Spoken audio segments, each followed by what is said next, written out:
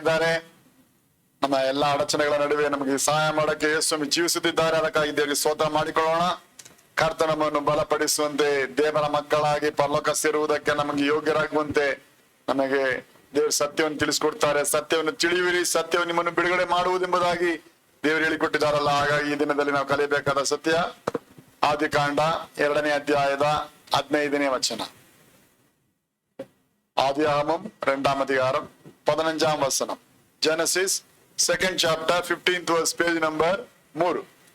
தேவனாகிய கர்த்தர் மனுஷனை ஏதேன் தோட்டத்தில் அழைத்து கொண்டு வந்து அதை பண்படுத்தவும் காக்கவும் வைத்தார். ಪண்படுத்தவும் ಕಾಕவும் வைத்தார். ಕರ್ತನಾದ ದೇವರು ಆ ಮನುಷ್ಯನನ್ನು ಅಂದ್ರೆ ಆದಾಮನನ್ನು ಕರಕೊಂಡು ಹೋಗಿ ಏದೇನ್ ತೋಟವನ್ನು ವ್ಯವಸಾಯ ಮಾಡುವುದಕ್ಕೂ ಕಾಯುವುದಕ್ಕೂ ಅದರಲ್ಲಿ ಇಟ್ಟನು. ನಮ್ಮ ದೇವರು ಕಾಯುವ ದೇವರಾಗಿದ್ದಾರೆ, ಕಾಪಾಡುವ ಕರ್ತನಾಗಿದ್ದಾರೆ. ಆದ್ರಿಂದ ದೇವರ ಮಕ್ಕಳಾದ ನಾವು ಸೋಮಾರಿಗಳಾಗಿರ್ಬೋದು, ದೇವರ ಮೇಲೆ ಎಲ್ಲ ಭಾರ ಹಾಕ್ಬಿಟ್ಟು ನಾವು ನೆಮ್ಮದಿಯಾಗಿ ಚಿಂತೆ ಇಲ್ಲದವರಾಗಿರ್ಬಹುದು ಎಂದು ನೆನೆಸಬಾರದು. ನಮ್ಮ ದೇವರು ಕಾಪಾಡುವ ಕರ್ತನೆ, ನಮ್ಮ ದೇವರು ರಕ್ಷಿಸುವ ದೇವರೇ. ನಾವು ದೇವರ ಸ್ವರೂಪದಲ್ಲಿ ಉಂಟು ಮಾಡಲ್ಪಟ್ಟಿದ್ದೇವೆ. ಆದಾಮನು ದೇವರ ಸ್ವರೂಪದಲ್ಲಿ ಉಂಟು ಮಾಡಲ್ಪಟ್ಟವನಾದ್ರಿಂದ ಈ ದೇವರು ಕಾಯುವನಾಗಿದ್ದಾಗಲೂ ಕೂಡ ಆದಾಮನನ್ನು ಕರೆದು ಹೇಳಿದ್ರು, ನಾನು ನನ್ನ ಸ್ವರೂಪದಲ್ಲಿ ಉಂಟು ಮಾಡಿದ್ದೀನಿ, ಆದ್ರಿಂದ ನನ್ನ ಸ್ವರೂಪವಾಗಿ ನೀನು ಏನ್ ಮಾಡ್ಬೇಕು, ನಿನ್ನನ್ನು ಏನೇನ್ ತೋಟದಲ್ಲಿ ವ್ಯವಸಾಯ ಮಾಡುವುದಕ್ಕೆ ಮಾತ್ರವಲ್ಲ ಕಾಯುವುದಕ್ಕೂ ಅದರಲ್ಲಿ ಇಟ್ಟಿದ್ದೀನಿ ಅಂತ ಹೇಳಿದರು. ಕಾಯುವುದಂದ್ರೆ ವೆಯ್ಟ್ ಮಾಡುವುದಲ್ಲ, ಆಸ್ ಎ ಗಾರ್ಡ್ ಅಂದ್ರೆ ಸೆಕ್ಯೂರಿಟಿ ಗಾರ್ಡ್, ಒಂದು ವಾಚ್ಮನ್ ತರ ಇರ್ಬೇಕು ಅಂತ ಹೇಳಿದ್ರು. ನಾವು ವಾಚ್ಮನ್ ಎಲ್ಲಿ ಇರ್ತೀವಿ? ನಮಗೆ ಯಾರಾದ್ರೂ ಕಳ್ಳರು ಗಿಡ್ರು ಅಂತವ್ರು ಇಂಥವ್ರೆಲ್ಲ ಇದ್ದಾರೆ, ಬಂದು ಹೊಡ್ಕೊಂಡು ಹೋಗ್ಬಿಡ್ತಾರೆ ಅಂತ ತಿಳಿದಾಗೆ ಮಾಡ್ತೀವಿ. ನಮ್ಮ ವಸ್ತುಗಳು ಭದ್ರವಾಗಿರುವಂತೆ ವಾಚ್ಮನ್ ಇಡ್ತೀವಿ. ದೇವರು ಏನೇನ್ ತೋಟದಲ್ಲಿ ಎಲ್ಲಾ ಮನುಷ್ಯನಿಗಾದ ಎಲ್ಲಾ ಕಾರ್ಯ ಏರ್ಪಡಿಸಿದರು. ಅಲ್ಲಿರುವ 2 ಜನ ಆದಾಮ ಅವರು 2 ಜನ, ಬೇರೆ ಮನುಷ್ಯರೇ ಇಲ್ಲ. ಬೇರೆ ಮನುಷ್ಯರೇ ಇಲ್ಲದಿರುವಾಗ ಇರುವುದೇ ಒಂದೇ ಒಂದು ಫ್ಯಾಮಿಲಿ. ಈ ಫ್ಯಾಮಿಲಿಗೆ ವಿರೋಧವಾಗಿ ಕಳ್ತನ ಮಾಡಕ್ಕೆ ಯಾರು ಬರ್ತಾರೆ? ಆ ಮನೆಗೆ ಬೀಗ ಬೇಕಾಗಿದೆಯಾ? ಆ ಮನೆಗೆ ವಾಚ್ಮನ್ ಬೇಕಾಗಿದೆಯಾ? ಆ ಮನೆಗೆ ಏನೋ ಅವಶ್ಯಕತೆ ಇದೆಯಾ ಎಂಬ ಪ್ರಶ್ನೆ ಮೇಲೆ ಬರುತ್ತೆ ಅಲ್ವಾ? ನಮಗೆ ಬೇಡದೇ ಇರೋರು ಯಾರಾದ್ರಿರ್ತಾರೆ, ನಾವೆಲ್ಲ ಹೊಡ್ಕೊಂಡು ಹೋಗಿ ನೋಡ್ತಾರೆ. ಆದ್ರೆ ಇಲ್ಲಿ ಯಾರು ಇಲ್ವಲ್ಲ, ಇರುವುದೇ ಆದಾಮ ಅವರು ಮಾತ್ರ ತಾನೆ.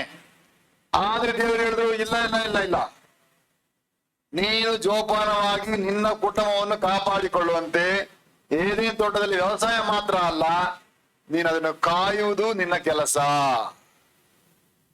ಸೆಕ್ಯೂರಿಟಿ ಗಾರ್ಡ್ ಆಗಿರ್ಬೇಕು, ನೀನು ವಾಚ್ಮನ್ ಆಗಿರ್ಬೇಕು. ಏನೇನ್ ತೋಟದಲ್ಲಿ ನೀನು ನೆಲೆಯಾಗಿ ಇರ್ಬೇಕಾದ್ರೆ ನೀನು ಇದನ್ನು ಖಂಡಿತ ಮಾಡಬೇಕು. ಏನೇನೆಂಬುದು ಅವತ್ತಿನ ಅವರಿಗೆ ಅದು ಸಭೆ, ಆದಾಮ ಅವರಿಗೆ. ಇವತ್ತು ನಮಗೂ ಸಭೆ ಇದೆ ಅಲ್ಲ. ಸೊ ಅವರು ಆ ಕೆಲಸವನ್ನು ಕರೆಕ್ಟ್ ಆಗಿ ಮಾಡ್ತಾ ಇದ್ರೆ ಅವರು ಕೊನೆಯ ತನಕ ಏನೇನ್ ತೋಟದಲ್ಲಿ ಅವ್ರು ಮುಂದುವರಿಯುವುದಕ್ಕೆ ಅವ್ರಿಗೆ ಭಾಗ್ಯ ಸಿಗ್ತಾ ಇತ್ತು. ದೇವರು ಏನು ಕೆಲಸವನ್ನು ಕೊಟ್ಟನೋ ಆ ಕೆಲಸವನ್ನು ಆದಾಮನು ಮಾಡುವುದರಲ್ಲಿ ಫೇಲ್ಯೂರ್ ಆದುದರಿಂದಲೇ ದೇವರು ಅವನನ್ನು ಏನೇನ್ ತೋಟದಿಂದ ಹೊರಗೆ ಹಾಕ್ಬಿಟ್ರು. ಇನ್ನು ಮುಂದೆ ಇರುವುದಕ್ಕೆ ನೀನು ಯೋಗ್ಯನಲ್ಲ, ನಾನು ಏನ್ ಕೆಲಸ ಕೊಟ್ಟಿದ್ದೀನೋ ಆ ಕೆಲಸ ನೀನು ಮಾಡ್ಲಿಲ್ಲ, ನೀನು ಮಾಡದೇ ಇರುವುದರಿಂದ ಈ ತೋಟದಲ್ಲಿ ನೀನು ಮುಂದೆ ಕೆಲಸವಿಲ್ಲ ಅಂತ ಹೇಳಿ ಅವನನ್ನು ಹೊರಗೆ ಹಾಕಿ ಅದನ್ನು ಇಬ್ಬಾಯಿ ಕತ್ತಿಗಳನ್ನ ಜೋಡಿಸಿ ಇನ್ನು ಮುಂದೆ ಆದಾಮನ ಒಳಗೆ ಬರದ ಹಾಗೆ ಅದನ್ನು ಮುಚ್ಚಿಬಿಟ್ಟರು. ಇದೆಲ್ಲ ಮನುಷ್ಯನ ಆರಂಭದ ದಿನಗಳಲ್ಲಿಯೇ ನಡೆದ ಒಂದು ಘಟನೆಗಳಾಗಿದೆ. ಅಂತ ಪಿತೃಗಳಿಂದಲೇ ನಾವೆಲ್ಲ ಮಕ್ಕಳಾಗಿ ಹುಟ್ಟಿ ಬಂದಿದ್ದೇವೆ. ಅವರಿಗೆ ಏನೇನೆಂಬ ಸಭೆ ಕೊಟ್ಟ ದೇವರೇ ಇವತ್ತು ನಮಗೊಂದು ಸಭೆಯನ್ನು ಕೊಟ್ಟಿದ್ದಾರೆ. ಸಭೆಯಲ್ಲಿ ನಾವೆಲ್ಲ ಇರುವುದಕ್ಕೆ ಕರೆಯಲ್ಪಟ್ಟಿದ್ದೇವೆ. ಹಾಗಾದ್ರೆ ಏನೇನ್ ತೋಟದಲ್ಲಿ ಇದ್ದವರಿಗೆ ಬರೀ ಕೆಲಸ, ಬರೀ ತಿನ್ನೋದು ಮಾತ್ರವೇ ಅಲ್ಲ, ಅದನ್ನು ಕಾಯುವುದು ಅವರ ಕೆಲಸ. ಹಾಗೆ ವಿಶ್ವಾಸಿಯಾಗಿ ನೀನು ಇರುವಾಗ ನಿನ್ನ ಕೆಲಸ ಬರೀ ಬಂದು ಕುತ್ಕೊಂಡು ಎದ್ದು ಹೋಗುವುದು ಮಾತ್ರ ನಿನ್ನ ಕೆಲಸ ಅಲ್ಲ, ನೀನು ಸೆಕ್ಯೂರಿಟಿ ಗಾರ್ಡ್ ಆಗಿರ್ಬೇಕೆಂಬುದನ್ನು ಮರಿಬಾರ್ದು. ನಿನ್ನ ಜವಾಬ್ದಾರಿ ಇದೆ, ಸೀರಿಯಸ್ ಆಗಿರ್ಬೇಕು.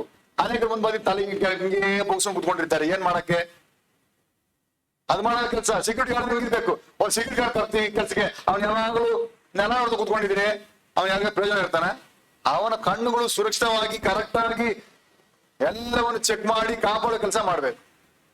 ಹಾಗಾದ್ರೆ ಏನೇನ್ ತೋಟದಲ್ಲಿ ಆ ಕೆಲಸ ಮಾಡುವುದಕ್ಕೆ ಆದಾಮನು ಫೇಲ್ಯೂರ್ ಆಗ್ಬಿಟ್ಟ ಎಂಬುದಾಗಿ ಚರಿತ್ರೆಯಲ್ಲಿ ಓದ್ತೇವೆ. ಏನ್ ಫೇಲ್ಯೂರ್ ಆಯ್ತು? ಅಲ್ಲಿ ಬೇರೆ ಮನುಷ್ಯರಿಲ್ಲ, ಇರುವುದೇ ಒಬ್ಬ ಆದಾಮ, ಒಬ್ಬ ಅವಳು ಮಾತ್ರವೇ. ಮತ್ತೆ ಯಾರು ಕಳ್ಳರು ಬರ್ತಾರೆ, ಯಾರು ಬರಲ್ಲ ಎಂಬ ನೆನಪಲ್ಲಿ ನಿನಗೆ ನಷ್ಟ ಎಂಬುದನ್ನು ಮರಿಬೇಡ. ಆದಾಮನು ಇದರಲ್ಲಿ ಚಿಂತೆ ಇಲ್ಲದೆ ಓದುವುದರಿಂದಲೇ, ಓವರ್ ಕಾನ್ಫಿಡೆನ್ಸ್ ಆಗಿದ್ದರಿಂದಲೇ ಮೋಸ ಮಾಡಿಕೊಂಡ. ಇವತ್ತು ಅನೇಕ ಕ್ರೈಸ್ತರ ಸ್ಥಿತಿ ಹೀಗೆ ಆಗಿದೆ. ಹೇಗೆ? ನನ್ನ ಹತ್ರ ಬೈಬಲ್ ಇದೆ, ನಾನು ಬೈಬಲ್ ಎಲ್ಲ ಓದ್ಬಿಟ್ಟಿದ್ದೀನಿ, ಆದಿ ಕಾರಣದಿಂದ ಪ್ರಕಟಣೆದಾಗ ಎಲ್ಲ ಓದ್ಬಿಟ್ಟಿದ್ದೀನಿ, ಎಲ್ಲಾ ಕತೆ ಗೊತ್ತು, ಎಲ್ಲಾ ನಂಬಿಕೆ ಗೊತ್ತು, ಎಲ್ಲಾ ವಿಷಯ ಕಲ್ತ್ಬಿಟ್ಟಿದ್ದೀನಿ, ನನಗೆ ಗೊತ್ತಿಲ್ಲದ ವಿಷಯ ಏನಿಲ್ಲ, ನಮ್ಮ ಭಾಷೆ ಎಲ್ಲಾ ತಿಳಿಸ್ಬಿಟ್ಟಿದ್ದಾರೆ, ಆದ್ರಿಂದ ನಾನೆಲ್ಲ ಫುಲ್ ಆಗಿದ್ದೀನಿ, ನಾನು ಡೈರೆಕ್ಟ್ ಆಗಿ ಪುಸ್ತಕಕ್ಕೆ ಹೋಗ್ಬಿಡ್ತೀನಿ ಎಂಬ ಓವರ್ ಕಾನ್ಫಿಡೆನ್ಸ್ ಅಲ್ಲಿ ಅನೇಕರು ಮೋಸ ಮಾಡ್ಕೊಳ್ತೀರ. ಜ್ಞಾಪಕಕೊಳ್ಳಿ, ಆದಾಮನು ನಮ್ಮೆಲ್ಲರಿಗಿಂತ ಮೇಲಾದವನು. ಆದಾಮನು ಯಾವತ್ತು ಸುಳ್ಳು ಹೇಳುವವನಾಗಿರ್ಲಿಲ್ಲ, ಆದಾಮನು ಯಾವತ್ತು ಕೊಲೆ ಮಾಡುವವನಾಗಿರ್ಲಿಲ್ಲ, ಆದಾಮನು ವ್ಯಭಿಚಾರ ಮಾಡುವವನಾಗಿರ್ಲಿಲ್ಲ, ಆದಾಮನು ಬೇರೆ ಆತರ ನಮ್ಮೆಲ್ಲ ಮಾಡೋ ಕೆಲಸ ಮಾಡ್ತಾ ಇಲ್ಲ. ಅವನು ನಮಗಿಂತ ತುಂಬಾ ಗ್ರೇಟ್ ಆಗಿದ್ದ. ಅಂತವನ ಸ್ಥಿತಿಯೇ ಏದೇನ್ ತೋಟದಿಂದ ಹೊರಗಾಗಬೇಕಾದ ಸನ್ನಿವೇಶ ಬಂದ್ಬಿಡ್ತು.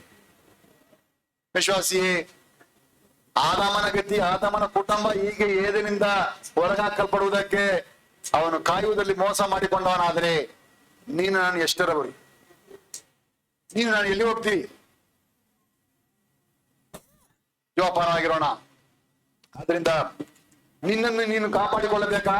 ಆದ್ರೆ ಭಕ್ತನ ತೀರ್ಮಾನ ನೋಡಿ.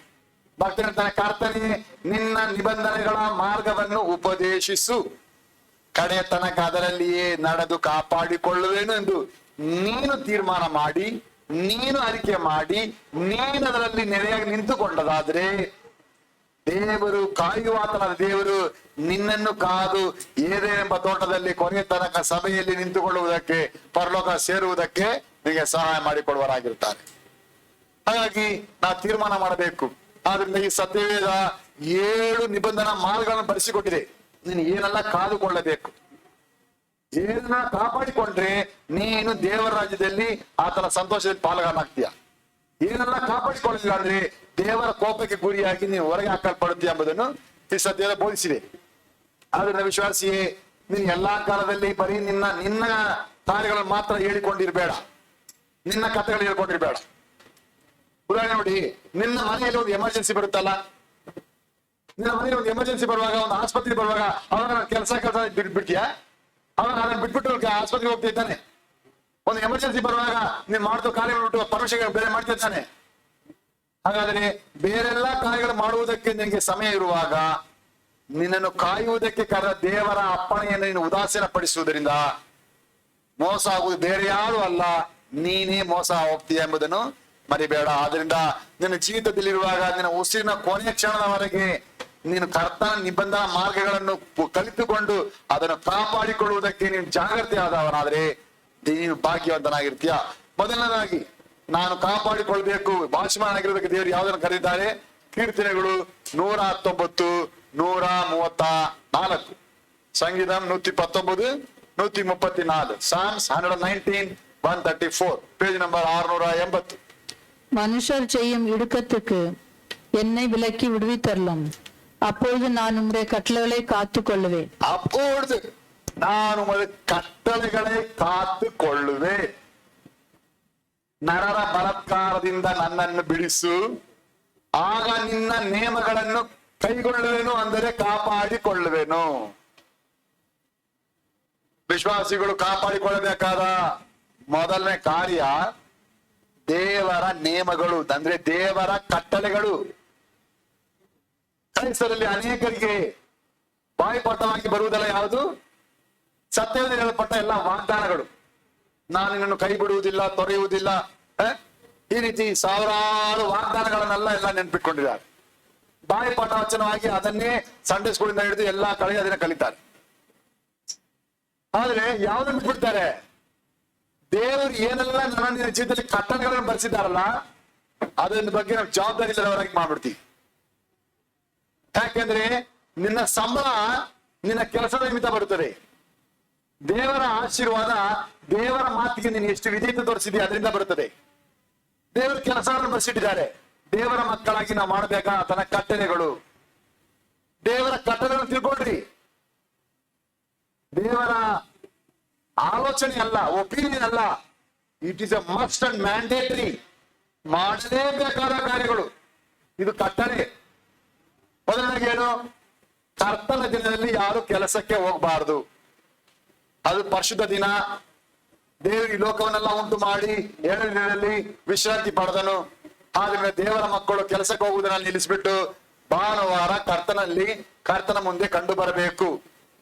ದೇವರು ಇದನ್ನು ಆಲೋಚನೆಯಾಗಿ ಹೇಳಿಲ್ಲ, ಕಟ್ಟಳೆಯಾಗಿ ಹೇಳಿದ್ದಾರೆ.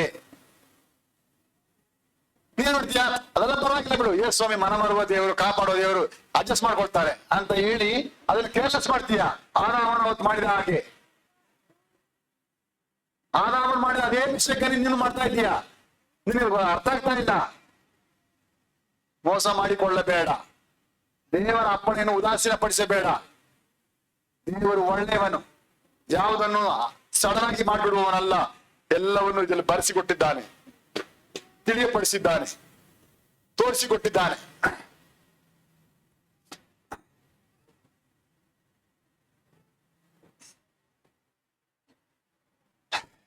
ದೇವಜನರೇ, ಕರ್ತನ ಅಪ್ಪಣೆಗಳನ್ನು ನಾವು ಕಾಪಾಡಿಕೊಳ್ಳಬೇಕು. ಸಭೆಗೆ ಬರುವುದು ಮಾತ್ರವಲ್ಲ, ಇಲ್ಲಿ 100 ಅಪ್ಪಣೆಗಳನ್ನು ದೇವರು ಹೇಳಿಕೊಟ್ಟಿದ್ದಾರೆ. ದೇವಜನರು ಅದರಲ್ಲಿ ಬುದ್ಧಿವಂತರಾಗಿ ಅದನ್ನು ಕಾಪಾಡಿಕೊಳ್ಳರಿ. ಹೀಗೆ ಮಾಡುವುದರಿಂದ ನೀನು ದೇವರನ್ನು ಪ್ರೀತಿಸುತ್ತಿದ್ದೀಯಾ ಅನ್ನುವ ಅರ್ಥ ಆಗುತ್ತದೆ. ಬರೀ ದೇವರ ವಾಗ್ದಾನಗಳನ್ನು ಮಾತ್ರವೇ ನೀನು ನಂಬುವುದರಿಂದ ನೀನು ಮೋಸ ಹೋಗ್ಬಿಡ್ತೀಯ. ಯಾಕೆಂದ್ರೆ ಸತ್ಯದಲ್ಲಿ ಹೇಳಲ್ಪಟ್ಟ ಎಲ್ಲಾ ವಾಗ್ದಾನಗಳು ಹೆಚ್ಚು ಕಡಿಮೆ ಎಲ್ಲಾ ಇಸ್ರಾಯೇಲರಿಗಾಗಿ, ಕ್ರೈಸ್ತರಿಗಾಗಿ ಅಲ್ಲ. ಜ್ಞಾಪಕ ಇಟ್ಕೊಳ್ಳಿ. 90% ವಾಗ್ದಾನಗಳೆಲ್ಲ ಬರೀ ಇಸ್ರಾಯೇಲ್ಗೆ ಮಾತ್ರ ಹೇಳಿದ್ರು, ನಿಮಗೆಲ್ಲ ಅದು.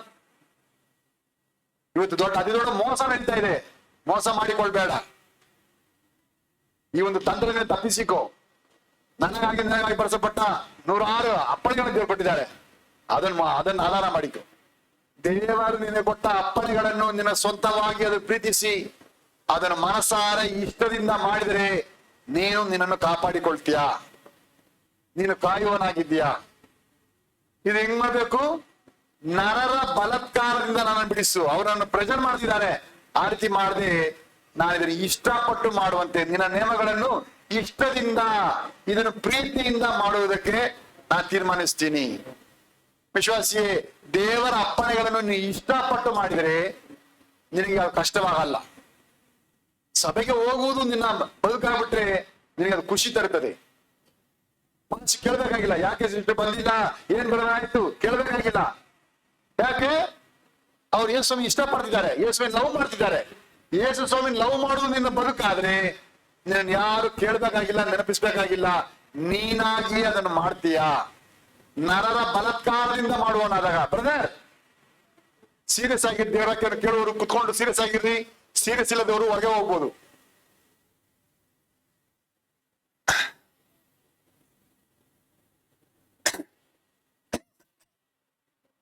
ದೇವರ ಅಪ್ಪಣೆಗಳನ್ನು ಎಲ್ಲಾ ಜಾಗ್ರತೆಯಿಂದ ನಾವು ನೋಡಿಕೊಳ್ಳೋಣ. ನೀನು ದೇವರ ಅಪ್ಪಣೆಯನ್ನು ಪ್ರೀತಿಸಿದರೆ ನಿನಗೆ ಅದು ಸುಲಭವಾಗಿರುತ್ತದೆ, ನಿನಗೆ ಅದು ಸಂತೋಷವಾಗಿರುತ್ತದೆ. ಅದನ್ನು ಎಲ್ಲಾ ಆನಂದದಿಂದ ಮಾಡ್ತೀಯ. ದೇವರ ಅಪ್ಪಣೆಗಳು ನಿನಗೆ ಕಷ್ಟವಾಗಿದ್ರೆ ಸುಲಭವಾದ ಕಾರ್ಯಗಳು ತುಂಬಾ ಇಕ್ಕಟ್ಟಾಗಿರ್ತದೆ, ಒದ್ದಾಡ್ತೀಯ. ಆದ್ರಿಂದ ಕಾದುಕೊಳ್ಳಬೇಕಾದ ಕಾರ್ಯ, ನಿನ್ನ ಮನಸ್ಸು ದೇವರ ಅಪ್ಪಣೆ ವಿಷಯದಲ್ಲಿ ಸಂತೋಷ ಪಡ್ತಾ ಇದೆಯಾ, ಕಷ್ಟ ಪಡ್ತೀಯ ನೋಡ್ಕೋ. ಕಷ್ಟ ಪಡ್ತಾ ಇದೆಯಾ ಅಂದ್ರೆ ಅರ್ಥ ನೀನು ಆ ತಾಯಿ ವಿಷಯದಲ್ಲಿ ಮೋಸ ಹೋಗ್ತಾ ಇದೆಯಾ ಅಂತ ಅರ್ಥ. ದೇವರನ್ನು ಉಂಟು ಮಾಡಿದ್ದೆ ದೇವರನ್ನು ಮೆಚ್ಚಿಸುವ ಕೆಲಸ ಮಾಡೋದಕ್ಕೆ. ನಾವು ಲೋಕದ ಎಲ್ಲಾ ಕಾರ್ಯ ಮಾಡೋದಕ್ಕೆ ಇಷ್ಟಪಡ್ತೀವಿ. ಕೆಲಸದಲ್ಲಿ ಒಳ್ಳೆ ಕೆಲಸಗಾರ ಅಂತ ಹೆಸರು ಪಡಿತೀವಿ, ಅಲ್ಲಿ ಅವಾರ್ಡ್ ಪಡಿತೀವಿ, ಇಲ್ಲಿ ಇದು ಪಡಿ, ಏನೋ ಮಾಡ್ತಾ ಇದೀವಿ. ಆದ್ರೆ ದೇವರ ಸನ್ನಿಧಿಯಲ್ಲಿ ನಿನ್ನ ಬಗ್ಗೆ ಸರ್ಟಿಫಿಕೇಟ್ ಏನು? ಅಲ್ಲಿ 0.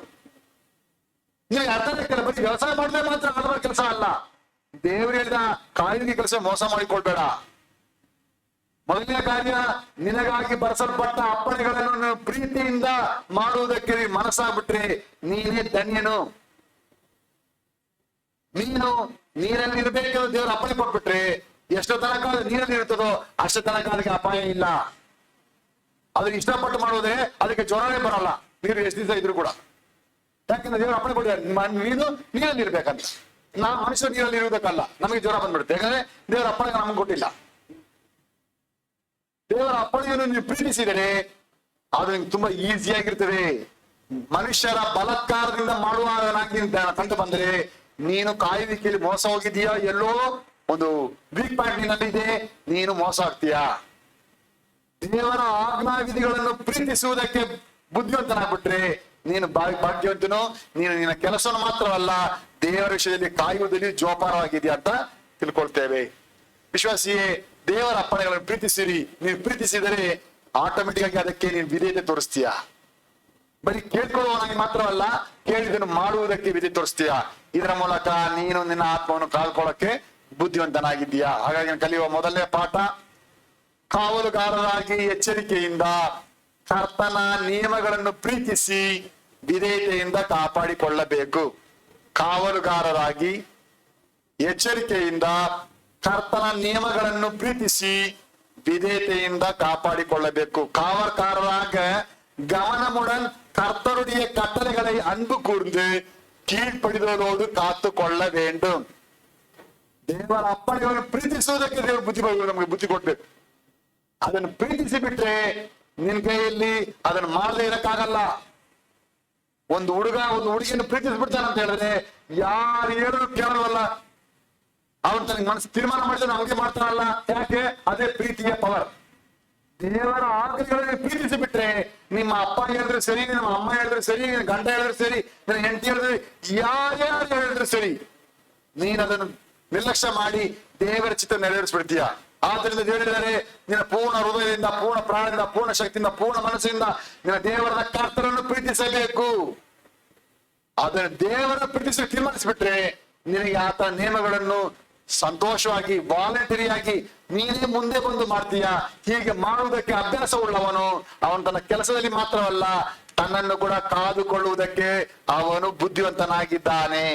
ಯಾರ್ಯಾರಿಗೆ ಕರ್ತನ ಸನ್ನಿಧಿಯಲ್ಲಿ ನಿದ್ದೆ ಬರ್ತದೆ, ಯಾರ್ಯಾರಿಗೆ ಕರ್ತನ ಸನ್ನಿಧಿಯಲ್ಲಿ ಆಕಳಿಕೆ ಬರ್ತದೆ, ಯಾರ್ಯಾರಿಗೆ ಕರ್ತನ ಸನ್ನಿಧಿ ತೂಕಡಿಕೆ ಬರ್ತದೆ, ಯಾರ್ಯಾರಿಗೆ ಹಿಂಗ್ ಬರ್ತದೆ, ಅವರೆಲ್ಲ ಡೇಂಜರ್ ಝೋನ್ ಅಲ್ಲಿ ಇದ್ದೀರಾ. ನಿಮ್ಗೆ ಕರ್ತನ ಕರ್ತವ್ಯಗಳು ಇಷ್ಟ ಆಗ್ತಾ ಇಲ್ಲ ಅಂದ್ರೆ ನೀವು ನಿಮ್ಮ ಆತ್ಮವನ್ನು ಕಾಪಾಡ್ಕೊಳ್ತಾ ಇಲ್ಲ, ಸೈತಾನ್ಗೆ ಒಳಗೆ ಅವಕಾಶ ಕೊಟ್ಬಿಟ್ಟಿದ್ದೀರಾ. ಒಬ್ಬೊಬ್ಬರ ಮುಖ ನೋಡಿದ್ರೆ ನಮ್ಗೆ ಸಂತೋಷ ಬರುತ್ತೆ, ಇನ್ನು ವಾಕ್ಯ ಹೇಳ್ಬಿಡ್ಬೇಕು. ಕೆಲವರು ಮುಖ ನೋಡಿದ್ರೆ ಸಾಕಪ್ಪ ವಾಕ್ಯ ಹೇಳಿದ್ರೆ, ಇವ್ರ ಮುಖ ನೋಡಿದ್ರೆ 7 ವಾಕ್ಯ ನಮ್ಗೆ ಬರಲ್ಲ. ಯಾಕಂದ್ರೆ ಅವ್ರಿಗೆ ದೇವರ ವಾಕ್ಯವನ್ನು ಕೇಳೋದಕ್ಕೆ ಪ್ರೀತಿ ಇಲ್ಲ, ದೇವರ ವಾಕ್ಯನ ಕಲ್ತ್ಕೊಳ್ಳೋಕೆ ಅವ್ರಿಗೆ ಸಂತೋಷ ಇಲ್ಲ. ಅವ್ರು ಬರೀ ಕೆಲಸದಲ್ಲಿ ಮಾತ್ರ ಗಮನವಾಗಿದ್ದಾರೆ, ಅವರು ಕಾಯುವುದರಲ್ಲಿ ಮೋಸ ಮಾಡಿಕೊಂಡಿದ್ದಾರೆ. ವಿಶ್ವಾಸಿಯ ಕಾಪಾಡಿಕೋ, ಮೋಸ ಮಾಡಿಕೊಳ್ಳಬೇಡ. ಎಲ್ಲಾ ಕಾಲದಲ್ಲಿ ವ್ಯವಸಾಯ ಕೆಲಸ ಕೆಲಸ ಕೆಲಸ ಅಂತ ಹೇಳಿ ಹಾಳಾಗಿ ಹೋಗುವ ಆಳಮನಾಗಿ ನೀನು ಆಗ್ಬೇಡ. ಕಾಪಾಡಿಕೋ, ಎಚ್ಚರಿಕೆ. ಎರಡನೇದಾಗಿ ಕರ್ತನ ನಿಬಂಧನಾ ಮಾರ್ಗ. ಎರಡನೇದು ಯಾವುದು? ಜ್ಞಾನೋಕ್ತಿಗಳು 4ನೇ ಅಧ್ಯಾಯ 23ನೇ ವಚನ. ನೀತಿಮೊழிகள் 4ಆம் அதிகாரம். ಎಲ್ಲಿ ನಿಮ್ಮ ಬೈಬಲ್? ಜ್ಞಾನೋಕ್ತಿಗಳು 4ನೇ ಅಧ್ಯಾಯ 23ನೇ ವಚನ. ನೀತಿಮೊழிகள் 4ಆம் அதிகாரம் 23ನೇ ವಚನ. Proverbs 4th chapter 23rd verse, page number 700. எல்லா காவலோடும்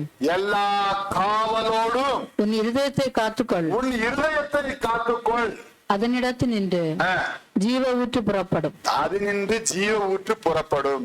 ನಿನ್ನ ಹೃದಯವನ್ನು ಬಹು ಜಾಗರೂಕತೆಯಿಂದ ಕಾಪಾಡಿಕೋ, ಅದರೊಳಗಿಂದ ಜೀವಧಾರೆಗಳು ಹೊರಡುವವು. ಎರಡನೇದಾಗಿ ನೀವು ಕಾಪಾಡಿಕೊಳ್ಳಬೇಕಾದ ನಿನ್ನ ಹೃದಯವನ್ನು. ಹೃದಯ ಅಂತ ಹೇಳಿದ್ರೆ ನಿನ್ನ ಆತ್ಮವನ್ನು, ಸೋಲ್. ಯಾಕೆಂದ್ರೆ ಅದೇ ಮುಖ್ಯವಾದ ವ್ಯಕ್ತಿ ನಿನ್ನ ಬದುಕಿನಲ್ಲಿ, ತುಂಬಾ ಮುಖ್ಯವಾದ ವ್ಯಕ್ತಿ ಆತನೇ. ನಮಗೆ ಈ ಶರೀರಕ್ಕೆ ನಾವು ಎಲ್ಲಾ ಕಾನ್ಶಿಯಸ್ ಆಗಿದ್ದೀವಿ, ಅದನ್ನೆಲ್ಲಾ ಜೋಪಾನ ನೋಡ್ಬೋದು. ಅದು ಹಸಿವಾಗುವ ಊಟ ಮಾಡ್ಬೇಕು, ಅದಕ್ಕೆ ಬಾಯಾರಿಕೆ ಆಗುತ್ತಾ ನೀರು ಕುಡಿಬೇಕು, ಅದಕ್ಕೆ ಸ್ನಾನ ಮಾಡಿಸ್ಬೇಕು, ಅದಕ್ಕೆ ಹಲ್ಲೂಜ್ಬೇಕು, ಅದು ಏನ್ ಮಾಡ್ಬೇಕು, ಎಲ್ಲ ಕಾರ್ಯಗಳು ಶರೀರಕ್ಕೆ ಮಾಡ್ತೀವಿ. ಅದನ್ನೆಲ್ಲ ತಪ್ಪದೇ ಮಾಡ್ತಾ ಇದ್ದೀವಿ. ಆದ್ರೆ ನಿನಗೊಂದು ಆತ್ಮವಿದೆ, ಅದನ್ನು ಬಹು ಜಾಗ್ರತೆಯಿಂದ ಕಾಪಾಡಿಕೊಳ್ಳಕ್ಕೆ ನೀವು ಬುದ್ಧಿವಂತನಾಗಬೇಕು. ಯಾಕೆ ಅಂತ ಹೇಳಿದ್ರೆ ನಿನ್ನ ಮೇಲಿರುವ ಈ ಶರೀರ ಇದೆಯಲ್ಲ, ಅದು ಟೆಂಪರರಿ, ಅದು ಪರಲೋಕಕ್ಕೆ ಬರಲ್ಲ, ಅದು ಪರಲೋಕಕ್ಕೂ ಬರಲ್ಲ, ನರಕಕ್ಕೂ ಹೋಗಲ್ಲ. ಅದು ಮಣ್ಣಿಗೆ ಸೇರ್ತದೆ, ಮಣ್ಣಿಂದ ತೆಗೆದುಕೊಂಡ ಮಣ್ಣಿಗೆ ಹೋಗ್ತಾನೆ. ಮತ್ತೆ ಯಾರು ಪರಲೋಕ ಹೋಗುದು ಯಾರು, ನರಕಕ್ಕೆ ಹೋಗುದು ಯಾರು? ನಿನ್ನ ಆತ್ಮ. ಪಾಪ ಮಾಡುವ ಆತ್ಮ ಸಾಯುವುದು, ನೀತಿ ಮಾಡುವ ಆತ್ಮವೇ ಪರಲೋಕ ಸೇರುವುದು. ಆದ್ರೆ ಈ ಶರೀರ ಪರಲೋಕ ಹೋಗಲ್ಲ. ಅದನ್ನ ನಾವು ಏನ್ ಮಾಡ್ತೀವಿ, ಈ ಶರೀರಕ್ಕೆ ಕೊಡುವ ಪ್ರಿಯಾರಿಟಿ ನಮ್ಮ ಆತ್ಮಕ್ಕೆ ಬಿಟ್ಬಿಡ್ತೀವಿ. ಅದೇ ನೀನು ಕಾಯುವುದರಲ್ಲಿ ಮೋಸ ಹೋಗಿದ್ದೀಯಾ. ಸ್ವಲ್ಪ ದಿವಸ ಇದ್ದು ಇದು ಇಲ್ಲದೆ ಹೋಗುವ ಈ ಹೊರಗಿನ ವ್ಯಕ್ತಿಗೆ ತೋರಿಸುವ ಒಂದು ಕಾರ್ಯಗಳು ನಮ್ಮ ಅಂತರಂಗದ ವ್ಯಕ್ತಿಗೆ ತೋರ್ಸಕ್ಕೆ ಮರ್ತು ಬಿಡ್ತೀವಿ. 3 ಹೊತ್ತು ಊಟ ಕೊಡ್ಬೇಕು ನೋಡ್ತೀವಿ. ಯಾಕೆ? ಈ ಶರೀರಕ್ಕೆ. ಯಾಕೆ? ಊಟ ತಿಂದಿಲ್ಲ ಅಂದ್ರೆ ಅದು ಟೈರ್ಡ್ ಆಗ್ಬಿಡ್ತದೆ, ಎನರ್ಜಿ ಹೋಗ್ಬಿಡ್ತದೆ, ಅದು ಸುಸ್ತಾಗ್ಬಿಡ್ತದೆ, ವ್ಯಾಧಿ ಪೀಡಿತ ಆಗ್ಬಿಡ್ತದೆ.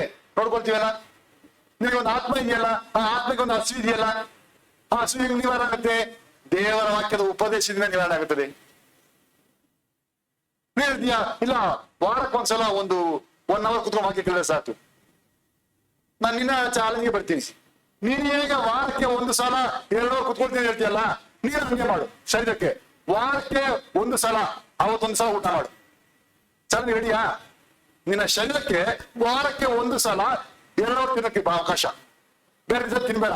ನೀನು ಏನಾಗಿ ಬರ್ತೀಯ ಜೀವತವರೆ ನೋಡು ಅಲ್ವಾ? ಅವಾಗ ಎಷ್ಟು ಕಿಲಾಟಿ ಆಗಿದ್ದಿ. ನಮ್ಮ ಶರೀರವನ್ನು ಪೋಷಿಸಲು ತುಂಬಾ ಹುಷಾರಾಗಿದ್ದೀವಿ, ಆದ್ರೆ ನಮ್ಮ ಆತ್ಮವನ್ನು ಪೋಷಿಸುವುದರಲ್ಲಿ ಯಾಕೆ ನೀನು ನಿನ್ನ ಆತ್ಮವನ್ನು ಕಾಯ್ತಾ ಇಲ್ಲ, ಕಾಪಾಡ್ತಾ ಇಲ್ಲ. ಯಾಕೆಂತ ಹೇಳಿದ್ರೆ ನಿಜವಾದ ವ್ಯಕ್ತಿ ಆತನೇ. ನಮ್ಮ ಆತ್ಮವೇ ನಿಜವಾದ ವ್ಯಕ್ತಿ. ಇದು ಅದ್ರ ಮೇಲೆ ಬರೀ ಡ್ರೆಸ್ ಮಾತ್ರ ಈ ಶರೀರ. ವಿಶ್ವಾಸಿ ಗಮನ ಇರಿಸಿಕೋ. ಒಬ್ಬರು ಲೋಕವನ್ನೆಲ್ಲ ಸಂಪಾದಿಸಿಕೊಂಡು ತನ್ನ ಆತ್ಮ ನಷ್ಟಪಟ್ಟರೆ ಅವನಿಗೆ ಏನು ಲಾಭ? ಆದರೆ ನಷ್ಟಪಡಬಾರದು ಯಾವುದು? ನಮ್ಮಲ್ಲಿರುವ ಆತ್ಮ. ಅದನ್ನೇ ಬಹು ಜಾಗರೂಕತೆಯಿಂದ ಕಾಪಾಡಿಕೊಳ್ಳಬೇಕಾಗಿದೆ. ಅದು ದೇವರಾಜ್ ಸೇರಬೇಕಾಗಿದೆ. ಅದು ನಿತ್ಯ ವಾಸಬೇಕಾಗಿ. ಅದಕ್ಕಾಗಿ ಸ್ವಾಮಿ ಶಿಲ್ಬೆ ಸತ್ತದ್ದು ನಿನ್ನ ಶರೀರಕ್ಕಾಗಿ ಅಲ್ಲ, ನಿನ್ನ ಆತ್ಮಕ್ಕಾಗಿ. ಸ್ವಾಮಿ ಬಂದದ್ದು ಏನಕ್ಕೆ ತಿಳ್ಕೊ. ಸ್ವಾಮಿ ಏನು ಸಾಧಿಸಿದ ಅರ್ಥ ಮಾಡಿಕೊ. ಅದನ್ನು ಮಾಡದೆ ಅಳಿದು ಹೋಗುವ ಶರೀರಕ್ಕೆ ಮಾತ್ರವೇ ನೀನು ಪ್ರಯಾಸ ಪಡುವುದರಿಂದ ನೀನು ಕಾಯುವ ವಿಷಯದಲ್ಲಿ ಮೋಸ ಮಾಡಿಕೊಂಡಿದ್ದೀಯ ಎಂಬುದನ್ನು ತಿಳಿದುಕೊಳ್ತೀಯ. ಕಂಡೀಷನ್ ಅರ್ಥ ಆಗ್ತಾ ಇದೆಯಾ? ವಾರಕ್ಕೆ 1 ಸಲ ನೀನು ಊಟ ಮಾಡೋಕ್ಕೆ ರೆಡಿ ಆಗಿದ್ರೆ ನೀನು ಅದೇ ತರ ವಾರಕ್ಕೊಂದ್ಸಲ ಬಂದ್ಬಿಟ್ಟು ಚರ್ಚೆ ಬಂದು ಕುತ್ಕೊಂಡಿದ್ದು ಮ್ಯಾಚ್ ಆಗುತ್ತೆ. ಏನ್ ಮಾಡ್ತೀಯಾ? ಅದನ್ನ ಹಂಗ್ ಮಾಡಲ್ಲ, ಇದೇ ಮತ್ತೆ ಹಿಂಗ್ ಮಾಡ್ತೀಯ. ಯಾಕೆ? ನೀನು ಶರೀರಕ್ಕೆ ಕೊಡುವ ಆದ್ಯತೆ ನಿನ್ನ ಆತ್ಮಕ್ಕೆ ಕೊಡ್ತಾ ಇಲ್ಲ. ಅದರ ಅರ್ಥ ಯು ಆರ್ ಕೇರ್ಲೆಸ್. ನೀನು ಕಾಯ್ತಾ ಇಲ್ಲ, ನೀನು ಓವರ್ ಕಾನ್ಫಿಡೆಂಟ್ ಆಗಿದ್ಯಾ. ಶರೀರ ಬೆಳೆಬಿಟ್ರೆ ಆಟೋಮೆಟಿಕ್ ಆಗಿ ಅದು ಬೆಳೆಬಿಟ್ರೆ ನೆನೆಸ್ಕೊಳ್ತಾ ಇದೀಯಾ? ನೋ. ಶರೀರವನ್ನು ಬೇಸ್ ಮಾಡಿ ಅಲ್ಲ ಆತ್ಮ, ಆತ್ಮವನ್ನು ಬೇಸ್ ಮಾಡಿ ಶರೀರ. ಜ್ಞಾಪಕ ಇಟ್ಕೊಳ್ರಿ. ಆದ್ರಿಂದ ದೇವರಾತ್ಮ ಹೇಳ್ತಾನೆ, ಪ್ರಿಯನೇ ನಿನ್ನ ಆತ್ಮವು ಬಾಳುವ ಪ್ರಕಾರ ನೀವು ಎಲ್ಲದಲ್ಲಿ ಬಾಳಿ ಸುಖವಾಗಿರು. ಆದ್ರೆ ಬಾಳುತ್ತದೆ ಯಾವುದು? ಆತ್ಮ. ಅದರ ಬಗ್ಗೆ ನಿನಗೆ ಗಮನ ಇಲ್ಲ ಅಂದ್ರೆ, ಅದರ ಬಗ್ಗೆ ನಿನ್ ಚಿಂತೆ ಇಲ್ಲ ಅಂದ್ರೆ, ಅದನ್ನು ಪೋಷಿಸಿ ಕಾಪಾಡುವುದರಲ್ಲಿ ನಿನಗೆ ಬುದ್ಧಿ ಇಲ್ಲ ಅಂತ ಹೇಳಿದ್ರೆ ನಿನ್ನ ಶರೀರ ಚೆನ್ನಾಗಿದ್ದು ಚೆನ್ನಾಗಿರದೆ ಹೋದ್ರೆ ಏನು ವಿಷಯ? ಯಾಕೆಂದ್ರೆ ನಿನ್ನ ಶರೀರ ಪರಲೋಕಕ್ಕೆ ಹೋಗಲ್ಲ, ನರಕಕ್ಕೂ ಹೋಗಲ್ಲ, ಅದು ಮಣ್ಣಿಗೆ ಹೋಗುತ್ತದೆ. ಪರಲೋಕಕ್ಕೆ ಹೋಗುವುದು ನಿನ್ನ ಆತ್ಮ ಮಾತ್ರ. ಆದ್ರಿಂದ ನೀನು ಕಾಯುವವನಾಗಿ ನೋಡಿಕೊಳ್ಳಬೇಕಾದ ಮುಖ್ಯ ವಿಷಯ ನಿನ್ನ ಆತ್ಮದ ಬಗ್ಗೆ ಬಹು ಜಾಗರೂಕತೆಯಿಂದ ಕಾಪಾಡಿಕೋ. ಸ್ವಾಮಿ ಬಂದು ಆ ಕೆಲಸ ಮಾಡಲ್ಲ. ಸ್ವಾಮಿ ಕಾಪಾಡೋದೇವ್ರೆ, ಆದ್ರೆ ನಿನ್ನ ಆತ್ಮನ ಕಾಯೋದು ನಿನ್ ಕೆಲಸ. ಇದರ ಮೂಲಕ ನೀನ್ ದೇವರ ಸ್ವರೂಪ ಅಂತ ಪ್ರೂವ್ ಮಾಡ್ತೀಯ. ನೀನು ಸೋಮಾರಿತನದಿಂದ ದೇವರನ್ನ ಹಾಕ್ಬಿಟ್ಟು ನೀನು ಹಂಗೆ ಇಟ್ಕೊಂಡು ನೀನ್ ಪ್ರಯಾಸ ಪಡ್ಬೇಡ, ಮೋಸ ಮಾಡ್ಕೊಳ್ತೀಯ. ಯಾಕೆ ಗೊತ್ತಾ?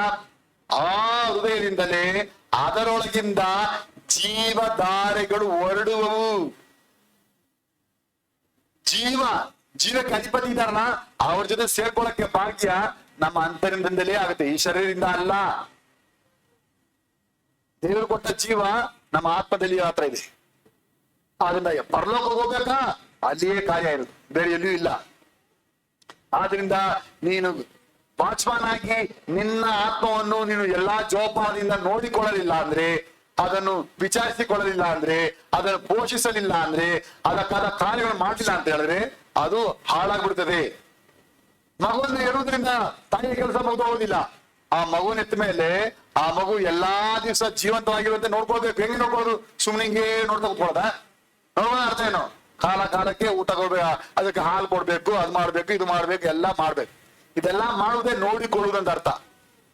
ಹಾಗೆ ನಮ್ಮ ಆತ್ಮವನ್ನು ಕಾಪಾಡೋದಂದ್ರೆ ಅದಕ್ಕಾದ ರಕ್ಷಣೆ ದಾರಿಯಲ್ಲಿ ಕರ್ತನ ನಿಬಂಧನ ಮಾರ್ಗಗಳಲ್ಲಿ ಅದನ್ನು ಕಾಯುವ ಕೆಲಸ ಮಾಡುವಾಗ ಮಾತ್ರವೇ ನೀನು ದೇವರ ಅಪ್ಪಣೆಯನ್ನು ಕಾಪಾಡಿಕೊಳ್ತಾ ಇದ್ಯಾ. ಅದನ್ನು ಎಲ್ಲಾ ಜಾಗ್ರತೆಯಿಂದ ಮಾಡಕ್ಕೆ ನೀನು ಮನಸ್ಸಿಲ್ಲ ಅಂತ ಹೇಳಿದ್ರೆ ಮೋಸ ಮಾಡ್ಕೊಳ್ತೇವೆ. ಕೆಲವನ್ನೆಲ್ಲ ಕೇಳಿ ನೋಡಿ, ಯಾಕೆ ಇಷ್ಟ ಬರ್ತಾ ಇಲ್ಲ ನನಗೆ ಕೇಳಿ ಕೇಳಿ ಬೇಜಾರಾಗ್ತಾ ಇದೆ. ಯಾಕೆ ದೇವ್ರು ಹೇಳ್ತಾರೆ ಅವರಿಗೆ ಇಂಟ್ರೆಸ್ಟ್ ಇಲ್ಲ, ಯಾಕೆ ಅವ್ರನ್ನ ಫೋರ್ಸ್ ಮಾಡ್ತಾ ಇದ್ಯಾ? ಇಂಟ್ರೆಸ್ಟ್ ಇಲ್ಲದ ಅವ್ರನ್ನ ಸುಮ್ಮನೆ ನಾವು ಹೇಳಿದ್ರೆ ಏನು ಪ್ರಯೋಜನ ಇಲ್ಲ. ದೇವರ ಮೇಲೆ ಪ್ರೀತಿ ಇಲ್ಲ ಅಂದ್ರೆ ಅವನು ಯಾಕೆ ನಾವು ಕಡಿತಾ ಕೂತ್ಕೋಬೇಕು? ನಿನ್ನ ಬುದ್ಧಿ ಇದ್ರೆ ನೀನ್ ಪರಲೋಕರಾಜ್ಯಕ್ಕೆ ಬರ್ತೀಯ. ನಿನ್ನ ಆತ್ಮವನ್ನು ಕಾಪಾಡಿಕೊಳ್ಳೋದಕ್ಕೆ ನಿನ್ಗೆ ಮನಸ್ಸಿದ್ರೆ ನೀನ್ ಕಾರ್ಯ ಮಾಡ್ತೀಯ, ಇಲ್ಲಾಂದ್ರೆ ಮೋಸ ಹೋಗ್ತೀಯ. ಕಾಪಾಡಿಕೊಡ್ರಿ. ನಿನ್ನ ಕಾರ್ಯಗಳನ್ನು ಕಾಯುವುದು ನಿನ್ನ ಕೆಲಸ. ಅದನ್ನು ಸಾಧಾರಣವಾಗಿ ಅಲ್ಲ, ಬಹು ಎಚ್ಚರಿಕೆಯಿಂದ, ಬಹು ಜಾಗರೂಕತೆಯಿಂದ ಮಾಡ್ಬೇಕು. ತುಂಬಾ ಸೀರಿಯಸ್ ಆಗಿ ಮಾಡ್ಬೇಕು. ಇಲ್ಲಾಂದ್ರೆ ಅತಿ ದೊಡ್ಡ ವೇದನೆಯು ನಿನ್ನ ಮುಂದೆ ಕಂಡು ಬರ್ತದೆ. ಹಾಗಾಗಿ ಕಲಿಬೇಕಾದ 2ನೇ ಪಾಠ, ಕಾವಲುಗಾರರಾಗಿ ಎಚ್ಚರಿಕೆಯಿಂದ ಜೀವದಾರಿಗಳು ಹೊರಡುವ ನಮ್ಮ ಹೃದಯವನ್ನು ಕಾಪಾಡಿಕೊಳ್ಳಬೇಕು. ಕಾವಲುಗಾರರಾಗಿ ಎಚ್ಚರಿಕೆಯಿಂದ ಜೀವದಾರಿಗಳು ಹೊರಡುವ ನಮ್ಮ ಹೃದಯವನ್ನು காப்பாடிக்கொள்ளಬೇಕು. காவற்காரராக கவனமுடன் ஜீவ ஊற்று புறப்படும் நம் இருதயத்தை காத்து கொள்ள வேண்டும். ನಮ್ಮ ಆತ್ಮಕ್ಕೆ ಜೀವದ ಊಟು, ಜೀವದಾರಿಗಳು ಅಲ್ಲಿಂದನೇ ಬರೋದು, ಬೇರೆಯಿಂದ ಬರಲ್ಲ. ಯಾಕಂದ್ರೆ ನಮ್ಮ ಶರೀರದಿಂದ ಬರುವ ಕಾರ್ಯಗಳೆಲ್ಲ ನಮ್ಮ ತಂದೆ ತಾಯಿಯಿಂದ ಬಂದದ್ದು, ಅದು ಆರಾಮದಿಂದ ಬಂದದ್ದು. ಆದ್ರೆ ನಮ್ಮ ಆತ್ಮವು ದೇವರಿಂದ ಬಂದದ್ದು. ನೋಡೋದಕ್ಕೆ ನಾವು ಮನುಷ್ಯ ಮಕ್ಕಳಾಗಿ ಮುಖ್ಯವಾಗಿ ಕಾಣ್ತಾ ಇದ್ವಿ, ಆದ್ರೆ ಮುಖ್ಯವಾಗಿ ನಾವು ದೇವರ ಮಕ್ಕಳಾಗಿದ್ವು. ಅದು ನಮ್ಮ ಆತ್ಮವನ್ನು ತೋರಿಸ್ತದೆ. ಆತ್ಮ ಆದಾಮನದಲ್ಲ, ಆತ್ಮ ದೇವರದು. ಶರೀರ ಆದಾಮನದು. ಶರೀರ ಆದಾಮನಿಂದ ಬಂದದ್ದು, ಆತ್ಮ ದೇವರಿಂದ ಬಂದದ್ದು. ಆದ್ರಿಂದ ನಾವು ಮನುಷ್ಯ ಮಕ್ಕಳಾಗಿರುವಾಗಲೇ ನಾವು ದೇವರ ಮಕ್ಕಳಾಗಿ ನಿಂತುಕೊಳ್ಳುವುದಕ್ಕೆ ನಮ್ಮ ಆತ್ಮದ ಬಗ್ಗೆ ಬಹು ಜಾಗರೂಕತೆ, ತುಂಬಾ ಕೇರ್ಫುಲ್ ಆಗಿ ನೋಡಿಕೊಳ್ಳಬೇಕು. ಕೇರ್ಫುಲ್ ಆಗಿ ನೋಡ್ಕೊಳ್ಬೇಕಂದ್ರೆ ನೀನು ಓವರ್ ಕಾನ್ಫಿಡೆಂಟ್ ಆಗಿ ಮೋಸ ಮಾಡಿಕೊಳ್ಬೇಡ, ನೀನು ರಕ್ಷಿಸಿಕೋ. ಮುಂದಿನಾಗಿ ಕರ್ತನ ನಿಬಂಧನಾ ಮಾರ್ಗವನ್ನು ಏನು ಕಾಪಾಡಿಕೊಳ್ಳಬೇಕು? ಅಪೊಸ್ತಲ ಕೃತ್ಯಗಳು 1ನೇ ಅಧ್ಯಾಯ 13-14 ವಚನ. ಅಪೊಸ್ತಲರ್ 1ಾம் அதிகாரம் 13-14 ವಚನ. Acts first chapter 13 and 14 verse, page number 138. அவர்கள் அங்கே வந்தபோது மேல் வீட்டில் ஏறினார்கள். அதில் பேதுருவும் யாக்கோபும் யோவானும் அந்திரேயாவும் பிலிப்புவும் தோமாவும் பர்த்தலோமேயும் மத்தேயும் அல்பேயின் குமாரனாகிய யாக்கோபும் செலத்தே எனப்பட்ட சீமோனும் யாக்கோபின் சகோதரனாகிய யூதாவும் தங்கியிருந்தார்கள். அங்கே இவர்கள் எல்லாரும் ஸ்திரீகளோடும் இயேசுவின் தாயாகிய மரியோளோடும் அவருடைய சகோதரரிடம் கூட ஒருமனப்பட்டு ஜெபத்திலும் வேண்டுதலிலும் ತರಿತಿರುந்தார்கள். ಅಪೊಸ್ತಲರು ಅಲ್ಲಿಗೆ ಬಂದು ತಾವು ಇರುತ್ತಿದ್ದ ಮೇಲಂತಸ್ತಿಗೆ ಹೋದರು. ಯಾರ್ಯಾರಂದ್ರೆ ಪೇತ್ರ, ಯೋಹಾನ, ಯಾಕೋಬ, ಅಂದ್ರೇಯ, ಫಿಲಿಪ್ಪ, ತೋಮ, ಬರ್ತಲೋಮಾಯ, ಮತ್ತಾಯ, ಅಲ್ಫಾಯನ ಯಾಕೋಬ, ಮತಾಭಿಮಾನಿ ಅನಿಸಿಕೊಂಡ ಸೀಮೋನ, ಯಾಕೋಬನ ಯೂದ, ಇವರೇ. ಯಾರು? ಇವರೆಲ್ಲರೂ ಯೇಸು ಕ್ರಿಸ್ತನ ಅಪೊಸ್ತಲರು. ಯೇಸು ಕ್ರಿಸ್ತನ ಅಪೊಸ್ತಲರು. ಇವರೆಲ್ಲರೂ ಏಕ ಮನಸ್ಸಾಗಿ, ಏಕ ಮನಸ್ಸನ್ನು ಕಾಪಾಡಿಕೊಂಡು ದೇವರ ಪ್ರಾರ್ಥನೆಯಲ್ಲಿ ನಿರತರಾಗಿದ್ದರು. ಕೆಲವು ಮಂದಿ ಹೆಂಗಸರು, ಯೇಸುವಿನ ತಾಯಿಯಾದ ಮರಿಯಳು, ಆತನ ತಮ್ಮಂದಿರು ಅವರ ಸಂಗಡ ಇದ್ದರು. ವಿಶ್ವಾಸಿಯೇ, ನಿನ್ನ ಆತ್ಮವು ಕಾಪಾಡಬೇಕಾದ್ರೆ ಅದಕ್ಕೆ ಒಂದು ಉಪದೇಶ ಬೇಕು. ಅದೇ ಅಪೊಸ್ತಲರ ಉಪದೇಶ. ಸೊ ಇಲ್ಲಿ ದೇವರಾತ್ಮನ ಬರೆಸಿಕೊಡ್ತಾರೆ. ಅವರ ಅಪೊಸ್ತಲರ ಉಪದೇಶದೊಂದಿಗೆ ಏಕ ಮನಸ್ಸಾಗಿರುವುದನ್ನು ಕಾಪಾಡಿಕೊಂಡರು. ದೇವರಾತ್ಮನು ಅಪೊಸ್ತಲ ಮೂಲಕ ಏನು ಮಾಡಿಸಿದನೋ ಅದನ್ನೇ ನೀನು ನಾನು ಮಾಡುವುದಕ್ಕೆ ಮನಸ್ಸುಳ್ಳವರಾಗಿರ್ಬೇಕು. ಅಪೊಸ್ತಲ ಏನೆಲ್ಲ ಮಾಡಲಿಲ್ವೋ ಅದನ್ನು ನೀನು ನಾನು ಮಾಡಬಾರ್ದು. ಈ ಒಂದು ಒರುಮನ ಪಾಠ ಕಾತುಕೊಳ್ಳ ವೇಂಡು. ಈ ಒಂದು ಏಕ ಮನಸ್ಸನ್ನು ನಾವು ಕಾಪಾಡಿಕೊಳ್ಳಬೇಕು. ಯಾಕೆಂದ್ರೆ ದೇವರು ಸಭೆಯನ್ನು ಅಪೊಸ್ತಲರು ಪ್ರವಾದಿಗಳೆಂಬರ ಮೇಲೆ ಅದೇನ್ ಮಾಡಿದ್ದಾರೆ, ಫೌಂಡೇಶನ್ ಹಾಕಿದ್ದಾರೆ. ಫೌಂಡೇಶನ್ ಯಾವ ತರ ಇರ್ತದೋ ಗೋಡೆ ಅದೇ ತರನೇ ಹೋಗ್ಬೇಕು. ಫೌಂಡೇಶನ್ ಎಲ್ಲ ಹಾಕ್ಬಿಟ್ಟು ಗೋಡೆ ಇಲ್ಲ ಹಾಕಿದ್ರೆ ಗೋಡೆ ಬಿದ್ದು ಬಿಡುತ್ತೆ. ಫೌಂಡೇಶನ್ ತರಾನೇ ಮೇಲೆ ಹೋಗ್ಬೇಕು, ರೈಸ್ ಆಗ್ಬೇಕು, ಪಿಲ್ಲರ್ ತರಾನೇ ಗೋಡೆ ಹೋಗ್ಬೇಕು. ಹಾಗೆ ಸಭೆಗೆ ದೇವರ ಅಪೊಸ್ತಲರನ್ನು ಫೌಂಡೇಶನ್ ಆಗಿ ನಿಲ್ಲಿಸಿದ್ದಾರೆ. ಯೇಸುವೇ ಅದಕ್ಕೆ ಮೂಲೆಗಲ್ಲು. ಆದ್ರಿಂದ ಆ ಉಪದೇಶದಲ್ಲಿ ನಾವು ಏಕ ಮನಸ್ಸುಳ್ಳವರಾಗಿದ್ರೆ ನಾವು ಪರಲೋಕ ರಾಜ್ಯಕ್ಕೆ ಹೋಗಬೇಕಾಗುತ್ತದೆ. ಈ ಅಪೊಸ್ತಲ ಉಪದೇಶ ಅಂದ್ರೆ ಏನು? ಅದು ತಂದೆ ಮಗ ಪವಿತ್ರಾತ್ಮನ ಹೆಸರನ್ನು ನಂಬುವ ಉಪದೇಶ ಅಲ್ಲ. ಈ 12 ಮಂದಿ ಅಪೊಸ್ತಲರು ಒಬ್ಬರು ಕೂಡ ತಂದೆ ಮಗ ಪವಿತ್ರಾತ್ಮನ ಹೆಸರನ್ನ ದೀಕ್ಷಾಸ್ನಾನ ಮಾಡಿಸಲಿಲ್ಲ. ಅವ್ರು ಇದನ್ನು ಬೋಧಿಸಲೂ ಇಲ್ಲ, ಅಂತ ಸಭೆಯನ್ನು ಏರ್ಪಡಿಸಲಿಲ್ಲ, ಅಂತ ಸಭೆಗೆ ಪತ್ರಿಕೆ ಬರೆಸಲೂ ಇಲ್ಲ, ಅಂತ ಸಭೆ ಸತ್ಯತೆ ಇಲ್ಲ.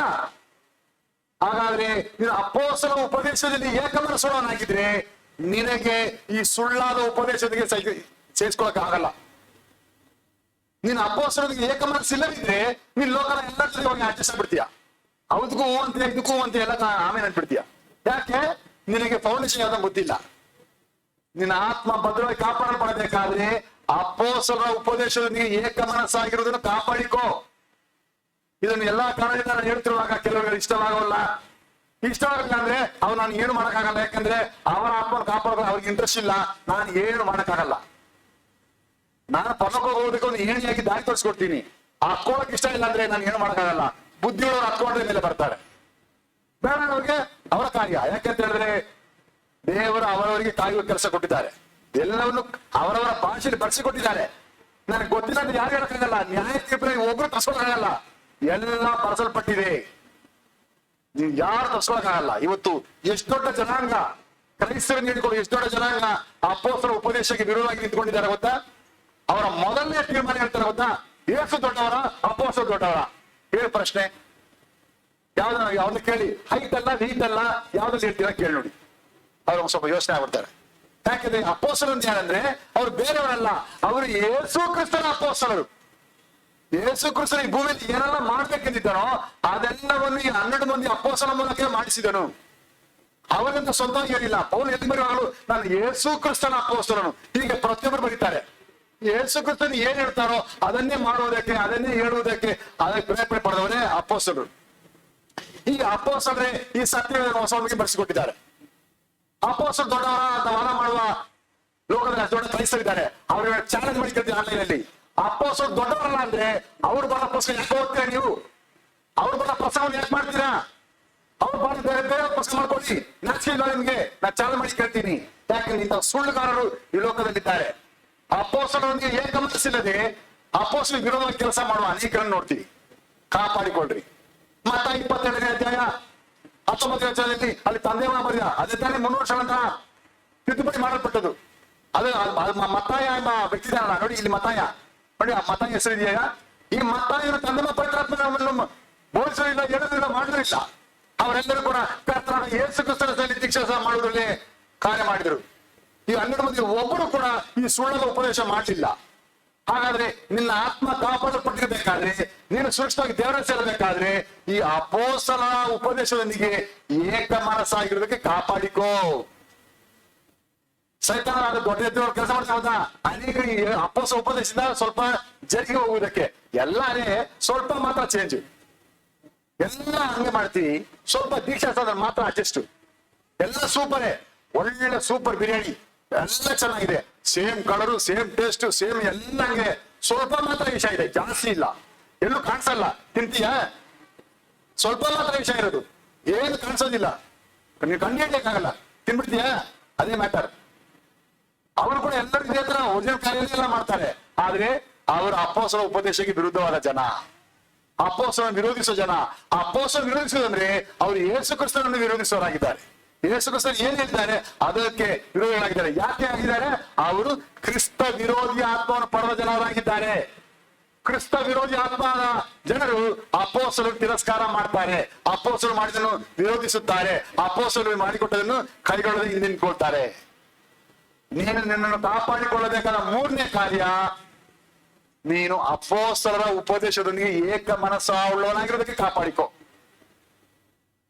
ಈ ವಚನ ಎಲ್ಲರ ಬೈಬಲ್ ಇದೆ, ಎಲ್ಲ ಕ್ರೈಸ್ತರ ಬೈಬಲ್ ಇದೆ. ಆದ್ರೆ ಅರ್ಥ ಆಗಲ್ಲ. ಯಾಕಂದ್ರೆ ಅವರು ತಮ್ಮ ಆತ್ಮವನ್ನು ಕಾಯುವುದಕ್ಕೆ ಕಾಪಾಡಲ್ಪಟ್ಟವರಲ್ಲ, ಮೋಸ ಮಾಡಿಕೊಂಡಿದ್ದಾರೆ.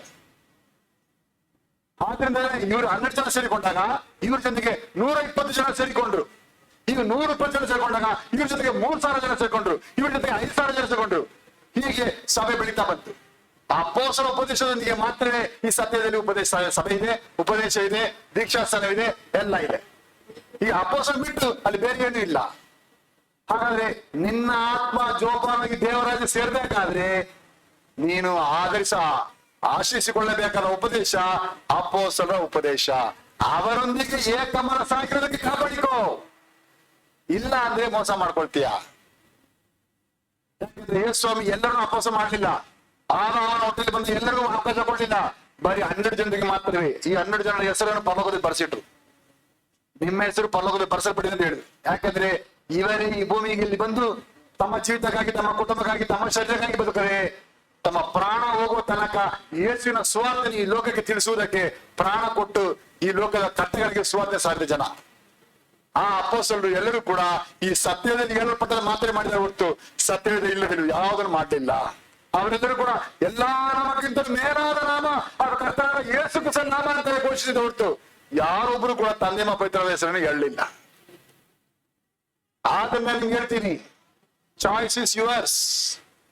ನಿಮ್ಮ ಮುಂದೆ ಇರ್ತೀನಿ. ಯಾಕಂದ್ರೆ ಲೋಕ ಮೋಸ ಆಗೋದು ಗೊತ್ತಾ? ಮೆಜಾರಿಟಿ ಜನ ಈ ಸುಳ್ಳು ಇಷ್ಟವಾದಾಗಿದ್ದಾರೆ. ಸ್ವಲ್ಪ ಜನರು ಮಾತ್ರ ಬುದ್ಧಿವಂತರಾಗಿ ತಮ್ಮ ಆತ್ಮನ್ನು ಕಾಪಾಡಿಕೊಳ್ಳೋಕೆ ಬುದ್ಧಿವಂತರಾಗಿದ್ದಾರೆ. ಕಾಪಾಡಿಕೊ, ಆದ್ರೆ ಮೋಸ ಮಾಡಿಕೊಳ್ಳಬೇಡ.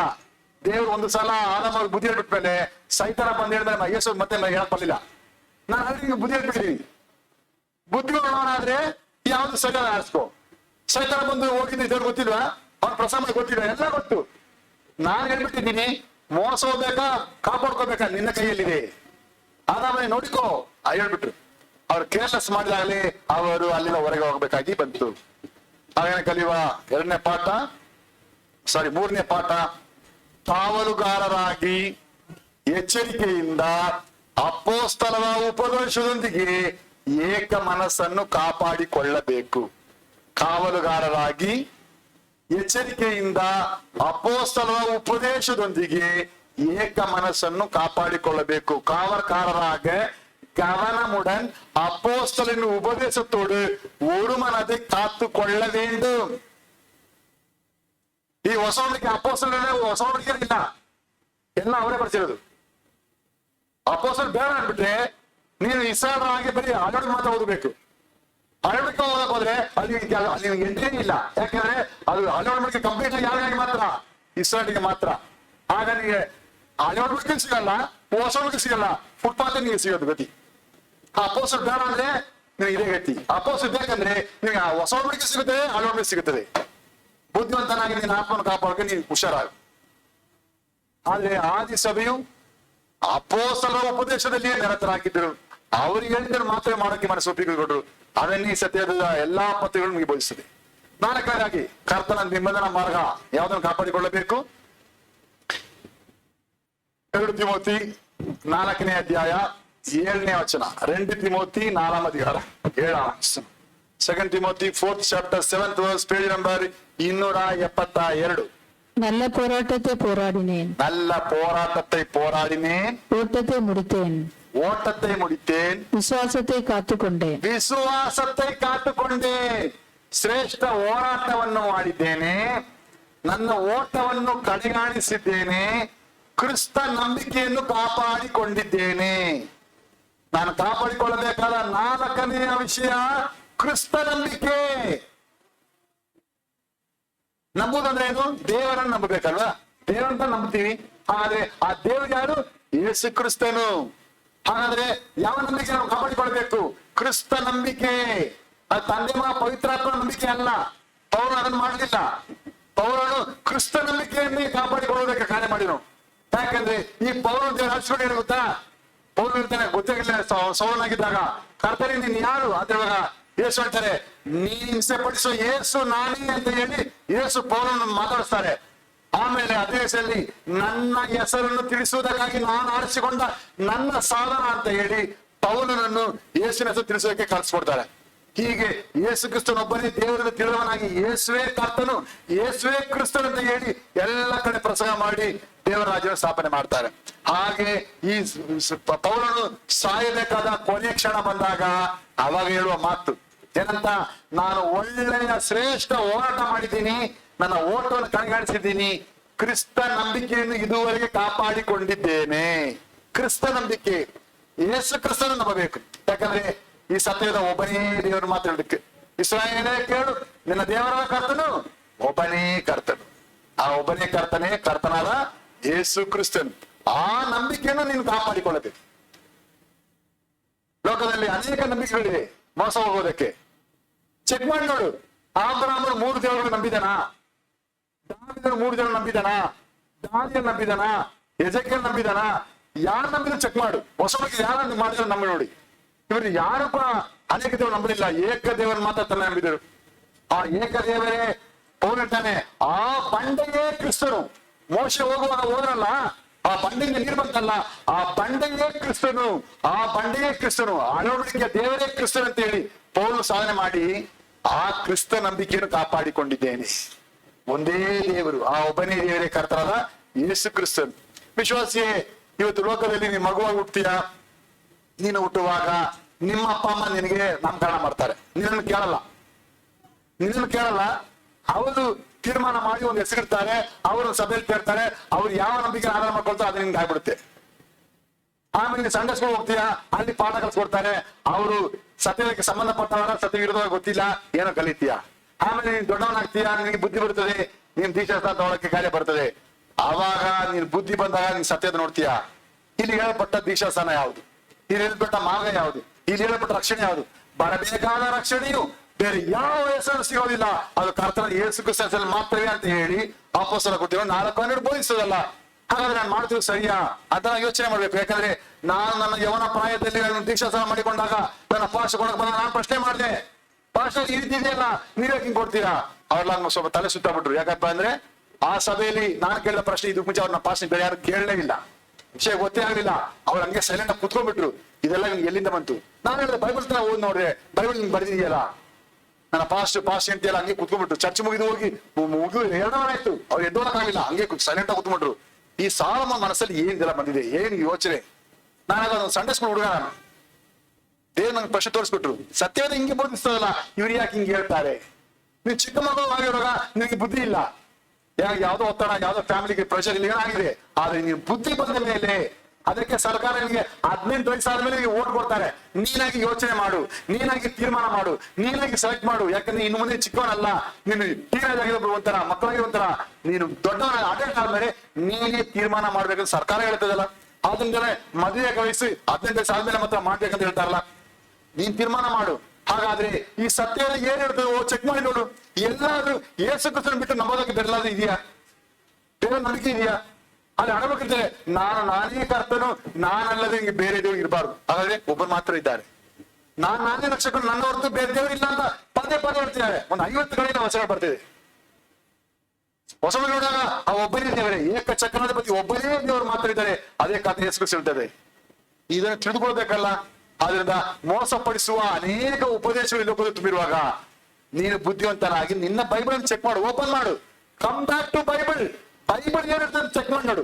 ಆ ಪಾಸ್ ಹೇಳ್ತಾರೆ, ಈ ಪಾಸ್ ಹೇಳ್ತಾರೆ, ಆ ಸಭೆ ಹೇಳ್ತಾರೆ, ಅದೆಲ್ಲ ತಿಪ್ಪೇಲ್ ಹಾಕು. ಬೈಬಲ್ ಏನಿರ್ತದೆ ಚೆಕ್ ಮಾಡಿಕೋ. ಯಾಕಂದ್ರೆ ನ್ಯಾಯ ತೀರ್ಪು ಬರೆಸಿಕೊಟ್ಟ ಈ ಸತ್ಯದ ಪ್ರಕಾರವಾಗಿ ಮಾತ್ರವೇ. ನಾನು ಹೇಳಿದ ಈ ಮಾತುಗಳೇ ಕೊನೆ ದಿನದಲ್ಲಿ ನಿಮ್ಮನ್ನು ನ್ಯಾಯ ತೀರ್ಪು ಮಾಡುತ್ತದೆ. ಅದು ನ್ಯಾಯ ತೀರ್ಪು ಸತ್ಯದ ಪ್ರಕಾರ ಮಾತ್ರ. ಸತ್ಯ ಚೆಕ್ ಮಾಡು. ಕ್ರಿಸ್ತ ನಂಬಿಕೆ ಬಿಟ್ಟು ಬೇರೆ ನಂಬಿಕೆ ಸತ್ಯ ಇದೆಯಾ? ಆತ ಇದ್ದೇ ಮಾತ್ರ ಮಾಡಬಹುದು. ಆದ್ರೆ ಈ ಸತ್ಯದ ಬರೀ ಕ್ರಿಸ್ತ ನಂಬಿಕೆಯನ್ನು ಮಾತ್ರ ಬೋಧಿಸುತ್ತದೆ. ಆದ್ರಿಂದ ನೀನು ಇಂಥ ದೊಡ್ಡ ಒಂದು ಗೊಂದಲದಲ್ಲಿ ಇದೆಯಾ? ನೀನು ಬುದ್ಧಿವಂತನಾಗಿ ನಿನ್ನ ಆತ್ಮನ ಕಾಯ್ದುಕೊಳ್ಳಬೇಕಾದ್ರೆ, ನೀನು ಕಾಪಾಡಿಕೊಳ್ಳಬೇಕಾದ್ರೆ 4ನೇ ನಂಬಿಕೆ ಕ್ರಿಸ್ತ ನಂಬಿಕೆಯನ್ನು ಕಾಪಾಡಿಕೊಳ್ಳಬೇಕು.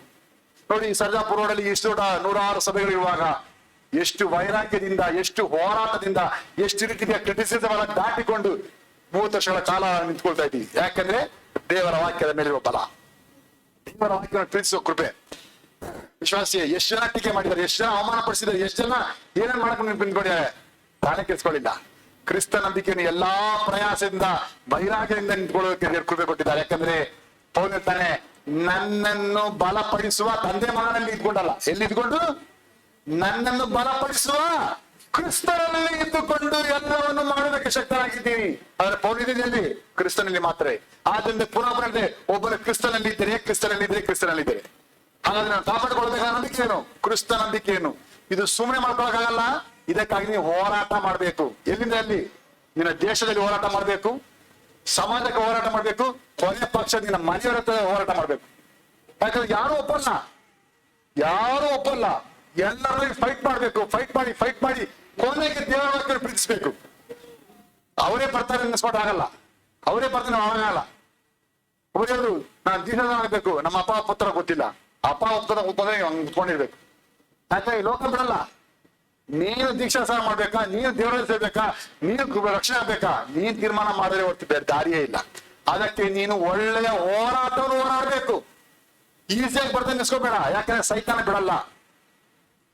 ಅದಕ್ಕಾಗಿ ಎಷ್ಟೋ ದೇವ್ರ ಮಕ್ಕಳು ಏನೆಲ್ಲ ನಷ್ಟಪಡಿಸಿಕೊಂಡು, ಏನೆಲ್ಲ ಸಮಸ್ಯೆ ಮಾಡಿಕೊಂಡು, ಏನೆಲ್ಲ ಕಳ್ಕೊಂಡು ಕ್ರಿಸ್ತ ನಂಬಿಕೆಗಾಗಿ ನಿಂತ್ಕೊಂಡಿದ್ದಾರೆ. ಅವರೆಲ್ಲ ತಾನೇ ದೇವರ ರಾಜ್ಯದಲ್ಲಿ ದೊಡ್ಡ ಮಹಿಮೆಗೆ ಪಾತ್ರರಾಗ್ತಾರೆ. ವಿಶ್ವಾಸಿಯೇ, ಆದ್ರೆ ಕ್ರಿಸ್ತ ನಂಬಿಕೆ ಸುಲಭವಾಗಿ ಸಿಗಲ್ಲ. ಅನೇಕರಿಂದ ನೀನು ದೂಷಿಸಲ್ಪಡ್ತೀಯ, ಅನೇಕರ ನಿಂದನೆಗೆ ಗುರಿ ಆಗ್ತೀಯ, ಅನೇಕರು ನಿನ್ನನ್ನು ಅವಮಾನ ಪಡಿಸ್ತಾರೆ, ನಿನ್ನನ್ನು ವಿಶ್ವಾಸಿಯಾಗಿ ಸೇರಿಸ್ಕೊಳ್ಳಲ್ಲ, ನಿನ್ನ ಪಾಸ್ಟಾಗಿ ಸೇರಿಸ್ಕೊಳ್ಳಲ್ಲ, ಏನೆಲ್ಲ ಎಲ್ಲ ಮಾಡ್ತಾರೆ. No problem. ಏನೇ ಆದ್ರೂ ಕ್ರಿಸ್ತ ನಂಬಿಕೆಗಾಗಿ ವೈರಾಗಿ ತೋರಿಸಿ ನಿಂತುಕೋ. ಎಷ್ಟು ದೊಡ್ಡ ಭಾಗ್ಯ. ಪೌಲ್ ಹೇಳಿದರೆ, ನಾನು ಒಳ್ಳೆ ಹೋರಾಟ ಓಡಿ ಫೈನಲ್ ಆಗಿ ಕ್ರಿಸ್ತ ನಂಬಿಕೆ ಕಾಪಾಡಿಕೊಂಡಿದ್ದೇನೆ, ಅದನ್ನು ನಷ್ಟಪಡಿಸಿಕೊಳ್ಳಲಿಲ್ಲ. ವಿಶ್ವಾಸಿಯೇ, ನೀನು ಕಾವಲುಗಾರನಾಗಿ ಮಾಡಬೇಕಾದ 4ನೆಯ ಕಾಪಾಡುವಿಕೆ ಕ್ರಿಸ್ತ ನಂಬಿಕೆ. ಆಗ ಕಲಿಯುವ 4ನೇ ಪಾಠ, ಕಾವಲುಗಾರರಾಗಿ ಎಚ್ಚರಿಕೆಯಿಂದ ಶ್ರೇಷ್ಠ ಹೋರಾಟವನ್ನು ಮಾಡಿ ಕ್ರಿಸ್ತ ನಂಬಿಕೆಯನ್ನು ಕಾಪಾಡಿಕೊಳ್ಳಬೇಕು. ಕಾವಲುಗಾರರಾಗಿ ಎಚ್ಚರಿಕೆಯಿಂದ ಶ್ರೇಷ್ಠ ಹೋರಾಟವನ್ನು ಮಾಡಿ ಕ್ರಿಸ್ತ ನಂಬಿಕೆಯನ್ನು ಕಾಪಾಡಿಕೊಳ್ಳಬೇಕು.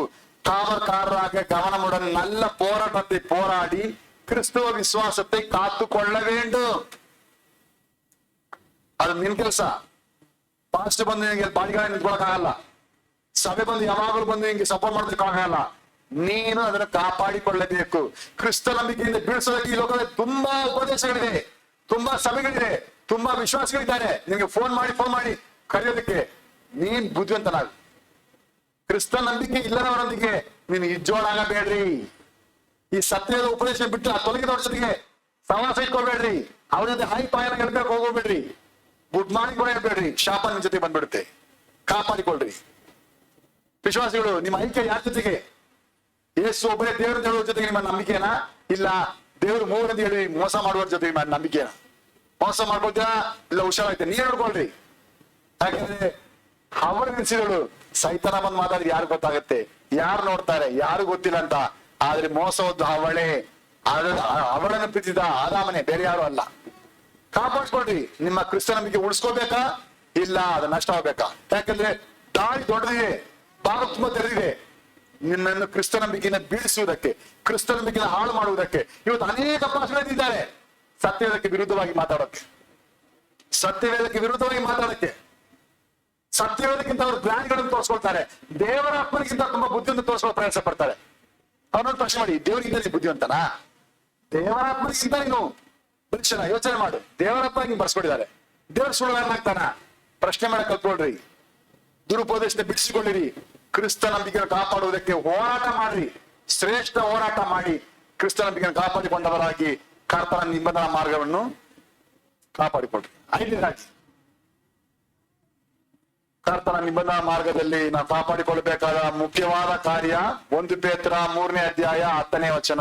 1 ಪೇದ್ರು 3ஆம் அதிகாரம் 10ஆம் வசனம். 1 Peter 3rd chapter 10th verse, page number 303. ஜீவனை விரும்பி நல்ல நாட்களை காண வேண்டும் என்றிருக்கிறவன் பொல்லாப்புக்கு தன் நாவையும் கபடத்துக்கு தன் உதடுகளையும் விலக்கி ಕಾತು ಕೊಳ್ಳ வேண்டும். ಜೀವದಲ್ಲಿ ಸಂತೋಷಪಟ್ಟು ಸುದಿನಗಳನ್ನು ನೋಡುವುದಕ್ಕೆ ಇಷ್ಟವುಳ್ಳವನು ಕೆಟ್ಟದನ್ನು ನುಡಿಯದಂತೆ ತನ್ನ ನಾಲಿಗೆಯನ್ನು, ವಂಚನೆಯ ಮಾತುಗಳನ್ನು ಆಡದಂತೆ ತನ್ನ ತುಟಿಗಳನ್ನು ಬಿರುಗಿರಿಯಲಿ ಅಂದ್ರೆ ಕಾಪಾಡಿಕೊಳ್ಳಲಿ. ದೇವರ ಮಕ್ಕಳು ತುಂಬಾ ಹುಷಾರಾಗಿರಬೇಕಾದ ಕಾರ್ಯ. ದೇವರ ಮಕ್ಕಳು ಎಲ್ಲರೂ ಕೂಡ ವಿಚಾರ ಮಾಡಲ್ಲ, ಎಲ್ಲರೂ ಕೂಡ ಕಳ್ತನ ಮಾಡಲ್ಲ, ಎಲ್ಲರೂ ಕೂಡ ಮೋಸ ಮಾಡಲ್ಲ, ಎಲ್ಲರೂ ಕೂಡ ಮಾಡಲ್ಲ. ಆದ್ರೆ ಎಲ್ಲರೂ ಕಾಮನ್ ಆಗಿ ಮಾಡುವ ಕಾರ್ಯ ಇಲ್ಲೊಂದಿದೆ. ಕಾಮನ್ ಆಗಿ ಮಾಡ್ಬಿಡ್ತಾರೆ, ತುಂಬಾ ಈಸಿ. ನೋಡಿ, ನಾವು ಏನೇ ಕೆಲಸ ಮಾಡಿದಾಗ ಏನಾಗುತ್ತೆ, ನಮಗೆ ಟಯರ್ಡ್ ಆಗುತ್ತಲ್ವಾ? ಹೇಗಾಗುತ್ತೆ? ಬೆವರು ಬರುತ್ತೆ. ಬೆವರು ನಮ್ಮ ಎನರ್ಜಿನೆಲ್ಲ ಹೋಗಿ ತೋರಿಸ್ತದೆ. ನಮ್ಮ ಬಾಡಿಯಲ್ಲಿ ಬೆವರು ಬರದೇ ಇರುವ ಒಂದು ಭಾಗ ಯಾವುದು? ನಿಮ್ಮ ಬಾಡಿಯಲ್ಲಿ ಬೆವರೇ ಬರದೇ ಇರುವ ಭಾಗ ಯಾವುದು? ನಿಮ್ಮ ಲಿಪ್ಸೆ. ನಿಮ್ಮ ಲಿಪ್ಸ್ಗೆ ಬೆವರು ಬರಲ್ಲ, ಆದ್ರೆ ಎಷ್ಟು ಮಾತಾಡೋ ಟಯರ್ಡ್ ಆಗಲ್ಲ. ಅದೇ ನಿಮ್ಮನ್ನು ಅತಿ ದೊಡ್ಡ ಅಪಾಯಕ್ಕೆ ನಡೆಸುತ್ತದೆ. ನಿಮ್ಮ ತುಟಿ, ನಿಮ್ಮ ನಾಲಿಗೆ ತುಂಬಾ ಜೋಪಾನ. ಯಾಕಂದ್ರೆ ಮರಣವು ಜೀವವು ಎಲ್ಲಿ ಅದೇ? ನಿನ್ನ ನಾಲಿಗೆ ಅಥವಾ ಅಲ್ಲಿದೆ. ನಿನಗೆ ಮರಣ ಬೇಕಾ? ನಿತ್ಯ ಮರಣ ಹೋಗ್ಬೇಕಾ? ಅದು ನಿನ್ನ ನಾಲಿಗೆಯಿಂದಲೇ ಆಗ್ಬಿಡುತ್ತೆ. ನಿತ್ಯ ಜೀವ ಬೇಕಾ? ಅದು ನಿನ್ನ ನಾಲಿಗೆಯಿಂದಲೇ. ಆದ್ರಿಂದ ತುಂಬಾ ಹುಷಾರು. ಯಾರ ಜಾಸ್ತಿ ಮಾತಾಡಕ್ ಹೋಗ್ಬೇಡಿ. ಜಾಸ್ತಿ ಹೇಳಕ್ ಹೋಗ್ಬೇಡಿ, ಸೈಲೆಂಟ್ ಆಗ್ಬಿಡಿ. ಯಾಕೆ ಅಂತ ಹೇಳಿದ್ರೆ ಮರಣ ಮತ್ತು ಜೀವ ಎರಡು ಹತ್ರದಲ್ಲಿವೆ. ಹುಷಾರಾಗಿ ನೋಡ್ಕೊಳ್ಳಿ. ಯಾವ್ದನ್ನ ನೋಡ್ಕೋಬೇಕು? ನೀನು ಜೀವದಲ್ಲಿ ಸಂತೋಷ ಪಟ್ಟು ಸುದಿನಗಳು, ನಾವೀಗ ಕನಸ್ಕೊಳ್ತಾ ಇದೀಯ ಪರಲೋಕ ಹೋಗ್ಬೇಕಂತ, ಸುದಿನಗಳನ್ನು ನೋಡುವುದಕ್ಕೆ ಇಷ್ಟವುಳ್ಳವನು ಮಾಡಬೇಕಾದ ಕಾರ್ಯ ಕೆಟ್ಟದ್ದನ್ನು ನುಡಿಯದಂತೆ ತನ್ನ ನಾಲಿಗೆಯನ್ನು, ಕೆಟ್ಟ ಕಾರ್ಯಗಳು ನುಡಿಬಾರ್ದು, ಕೆಟ್ಟದನ್ನು ನುಡಿಬಾರ್ದು, ಕೆಟ್ಟದನ್ನು ನುಡಿಯದಂತೆ ನೋಡಿಕೊಳ್ಳಬೇಕು. ಕೆಟ್ಟದನ್ನು ನುಡಿಯದಂತೆ ತನ್ನ ನಾಲಿಗೆಯನ್ನು, ವಂಚನೆಯ ಮಾತುಗಳು ಅಂದ್ರೆ ಕಪಟತನ ಮಾತುಗಳು. ಕಪಟನ ನೀನು ನಿನ್ನ ಹತ್ರ ಒಂದು ಮಾತಾಡ್ತಾನೆ, ಅವರ ಹತ್ರ ಇನ್ನೊಂದು ಮಾತಾಡ್ತಾರೆ, ಇವರ ಹತ್ರ ಹಂಗಿರ್ತಾರೆ, ಅವ್ರ ಹತ್ರ ಹಿಂಗಂತ ಎಂತ ಗೇಮ್ ಮಾಡ್ತಾರ, ಇದೆಲ್ಲ ವಂಚನೆಯ ಮಾತುಗಳು. ಜೋಪಾನ ವಿಶ್ವಾಸಿಯೇ, ನಿನಗೆ ಎನಿಮಿ ಬೇರೆ ಯಾರು ಬೇಡ, ನಿನ್ನ ಎನಿಮಿ ನಿನ್ನ ಹತ್ರನೇ ಇದ್ದಾನೆ. ತುಂಬಾ ಕ್ಲಿಯರ್ ಆಗಿರು. ವಂಚನೆಯ ಮಾತುಗಳಿಗೆ ಒಣ ಆಗಬೇಡ. ತುಂಬಾ ಜಾಗರೂಕತೆಯಾರು. ಮೋಸ ಮಾಡಿಕೊಳ್ಳುವುದು ಅವರಲ್ಲ, ಯಾರೋ ಹತ್ರ ಒಳ್ಳೆಯವರಾಗ್ಬೇಕಂತ ಆಸೆ ಪಟ್ಟು ನೀನು ಮಾಡುವ ಕಪಟತನ ನಿನಗೆ ಸುದಿನಗಳನ್ನು ನೋಡುವುದಕ್ಕೆ ಭಾಗ್ಯವಿಲ್ಲದೆ ಹೋಗ್ಬಿಡ್ತದೆ. ಮೋಸ ಮಾಡ್ಕೊಂಡ್ಬಿಡ್ತೀಯ. ಜೋಪಾನ. ಅದರಿಂದ ಜೀವದಲ್ಲಿ ಸಂತೋಷ ಪಟ್ಟು ಸುದಿನಗಳನ್ನು ನೋಡುವುದಕ್ಕೆ ಇಷ್ಟವುಳ್ಳವನು ಯಾರೋ ಅವನು ಮಾಡಬೇಕಾದ್ದು ಕೆಟ್ಟದನ್ನು ನುಡಿಯದಂತೆ. ಕೆಟ್ಟದನ್ನು ನೋಡಿಬೇಡ. ನಿನ್ನ ಬಾಯಿಂದ ಕೆಟ್ಟ ಕಾರ್ಯಗಳು ಬರೋದು ಬೇಡ, ಕೆಟ್ಟ ಮಾತು ಬರೋದು ಬೇಡ, ಕೆಟ್ಟ ವಿಷಯಗಳು ಬೇಡ. ಅದು ಒಳ್ಳೇದಲ್ಲ. ನಿನ್ನ ಮನಸ್ಸಾಕ್ಷಿ ಗೊತ್ತಾಗುತ್ತೆ, ಇದು ಮಾತಾಡ್ಬಾರ್ದಪ್ಪ, ಇದೆಲ್ಲ ಮಾತಾಡುವುದ್ರೆ ನನಗೆ ತುಂಬಾ ಡೇಂಜರ್ ಆಗುತ್ತೆ, ಇದರಲ್ಲಿ ನಾನು ಇಂಟರ್ಫಿಯರ್ ಆಗಬಾರ್ದು, ಇದು ಸರಿಯಲ್ಲ. ಕೆಟ್ಟದನ್ನು ನುಡಿಬೇಕ ಹೋಗ್ಬೇಡ.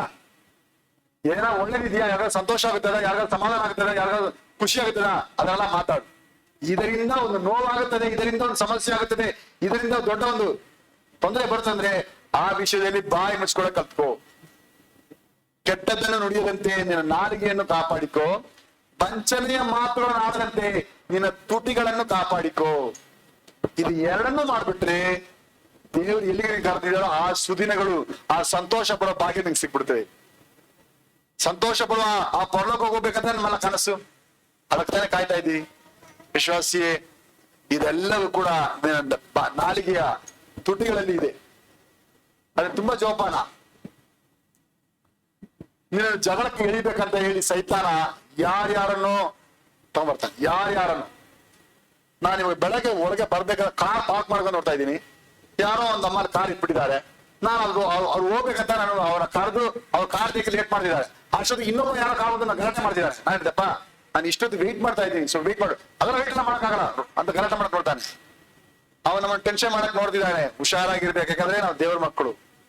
ನಮ್ಮನ್ನು ಸೈತಾನ ಯಾವ ವ್ಯಕ್ತಿ, ನಾನು 5 ನಿಮಿಷದಿಂದ 10 ನಿಮಿಷದಿಂದ ವೆಯ್ಟ್ ಮಾಡಿ ಬರ್ತೇನೆ, ಅವನು 1 ಸೆಕೆಂಡ್ ವೆಯ್ಟ್ ಮಾಡ್ಕೊಂಡಿಲ್ಲ. ಅವನು ಅಷ್ಟು ಅವಸರ ತೋರಿಸ್ತಿದ್ದಾನೆ. ಎಲ್ಲೋ ಬಿಡ್ತಾನೆ, ನೋಡಿದ್ರೆ ಅಲ್ಲೇ ನಿಲ್ಸಿದ್ದಾರೆ, ಎಲ್ಲೂ ಹೋಗ್ಲಿಲ್ಲ. ಏನೋ ಸುಮ್ಮನೆ ಸಮಸ್ಯೆ ಮಾಡಕ್ಕೆ. ದೇವ್ರ ಮಕ್ಕಳು ಹುಷಾರು. ನಿನ್ನನ್ನು ಅನಾವಶ್ಯಕವಾಗಿ ಸಮಸ್ಯೆಗಳಿಗೆ, ಇಕ್ಕಟ್ಟಿಗೆ ದೇವರ ಕೃಪೆಯಿಂದ ಬಿದ್ದು ಹೋಗುವುದಕ್ಕೆ ಅನೇಕರನ್ನು ಏರ್ಪಡಿಸ್ತಾನೆ. ನೀನು ಹುಷಾರಾಗಿ ನಿನ್ನ ನಾಲಿಗೆಯನ್ನು, ನಿನ್ನ ತುಟಿಗಳನ್ನು ಕೆಟ್ಟದ್ದು ಮಾತಾಡದಂತೆ, ವಂಚನೆಯ ಮಾತುಗಳಿಗೆ ನಡೆಸದಂತೆ ಕಾಪಾಡಿಕೋ, ಬಾಯಿ ಮುಚ್ಚಿಕೋ. ಒಂದು ಧರ್ಮದವರಿದ್ದಾರೆ, ಅವ್ರ ಬಾಯಿ ಮೇಲೆ ಒಂದು ಪಟ್ಟೆ ಹಾಕಿರ್ತಾರೆ, ನೋಡಿದ? ಮಾತಾಡಲ್ಲ. ಒಳ್ಳೆ ಮಾತು, ಒಳ್ಳೆ ಐಡಿಯಾ. ಮಾತಾಡಬೇಡ.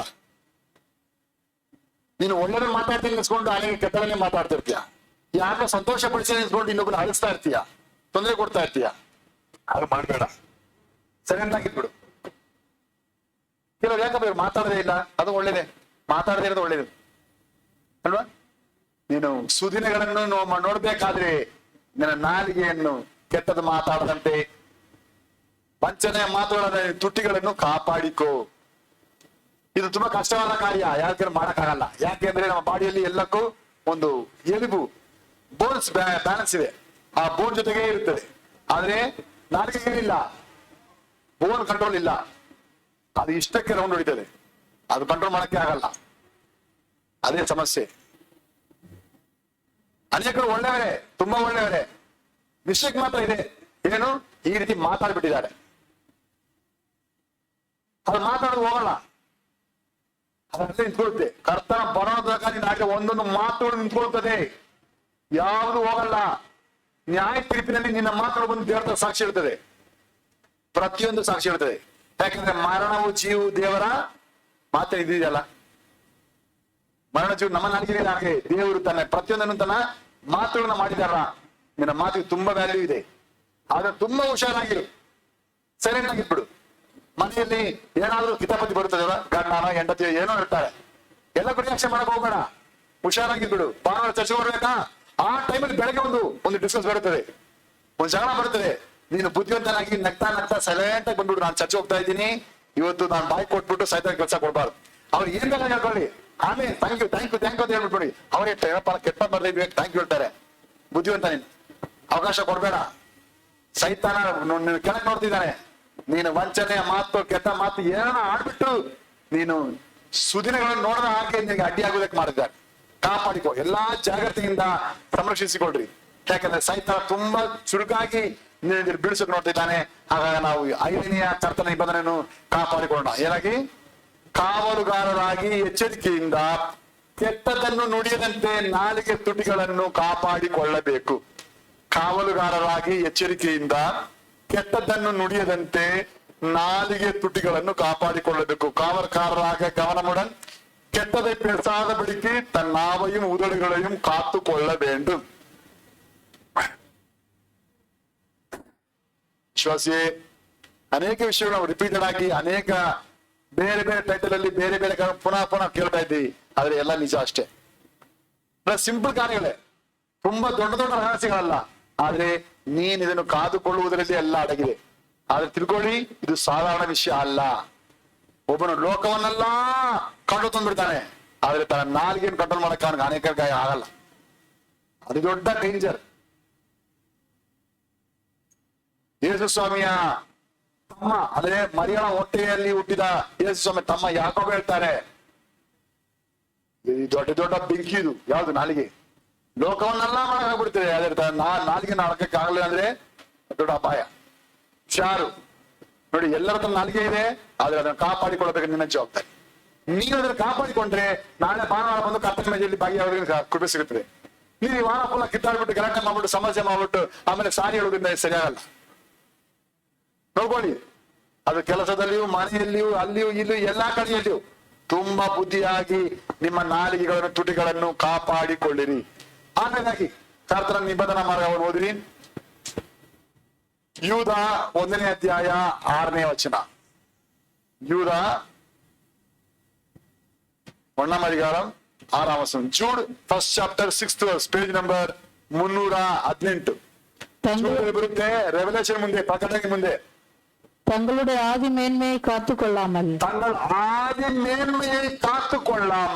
தங்களுக்குரிய வாசஸ்தலத்தை விட்டுவிட்டார். தங்களுடைய வாசஸ்தலத்தை விட்டுவிட்ட தூதர்களையும் மகா நாளின் நியாய தீர்ப்புக்கென்று நித்திய சங்கிலிகளினாலே கட்டி ಅಂಧಕಾರத்தில் ಅಡೈತು வைத்திருக்கிறார்.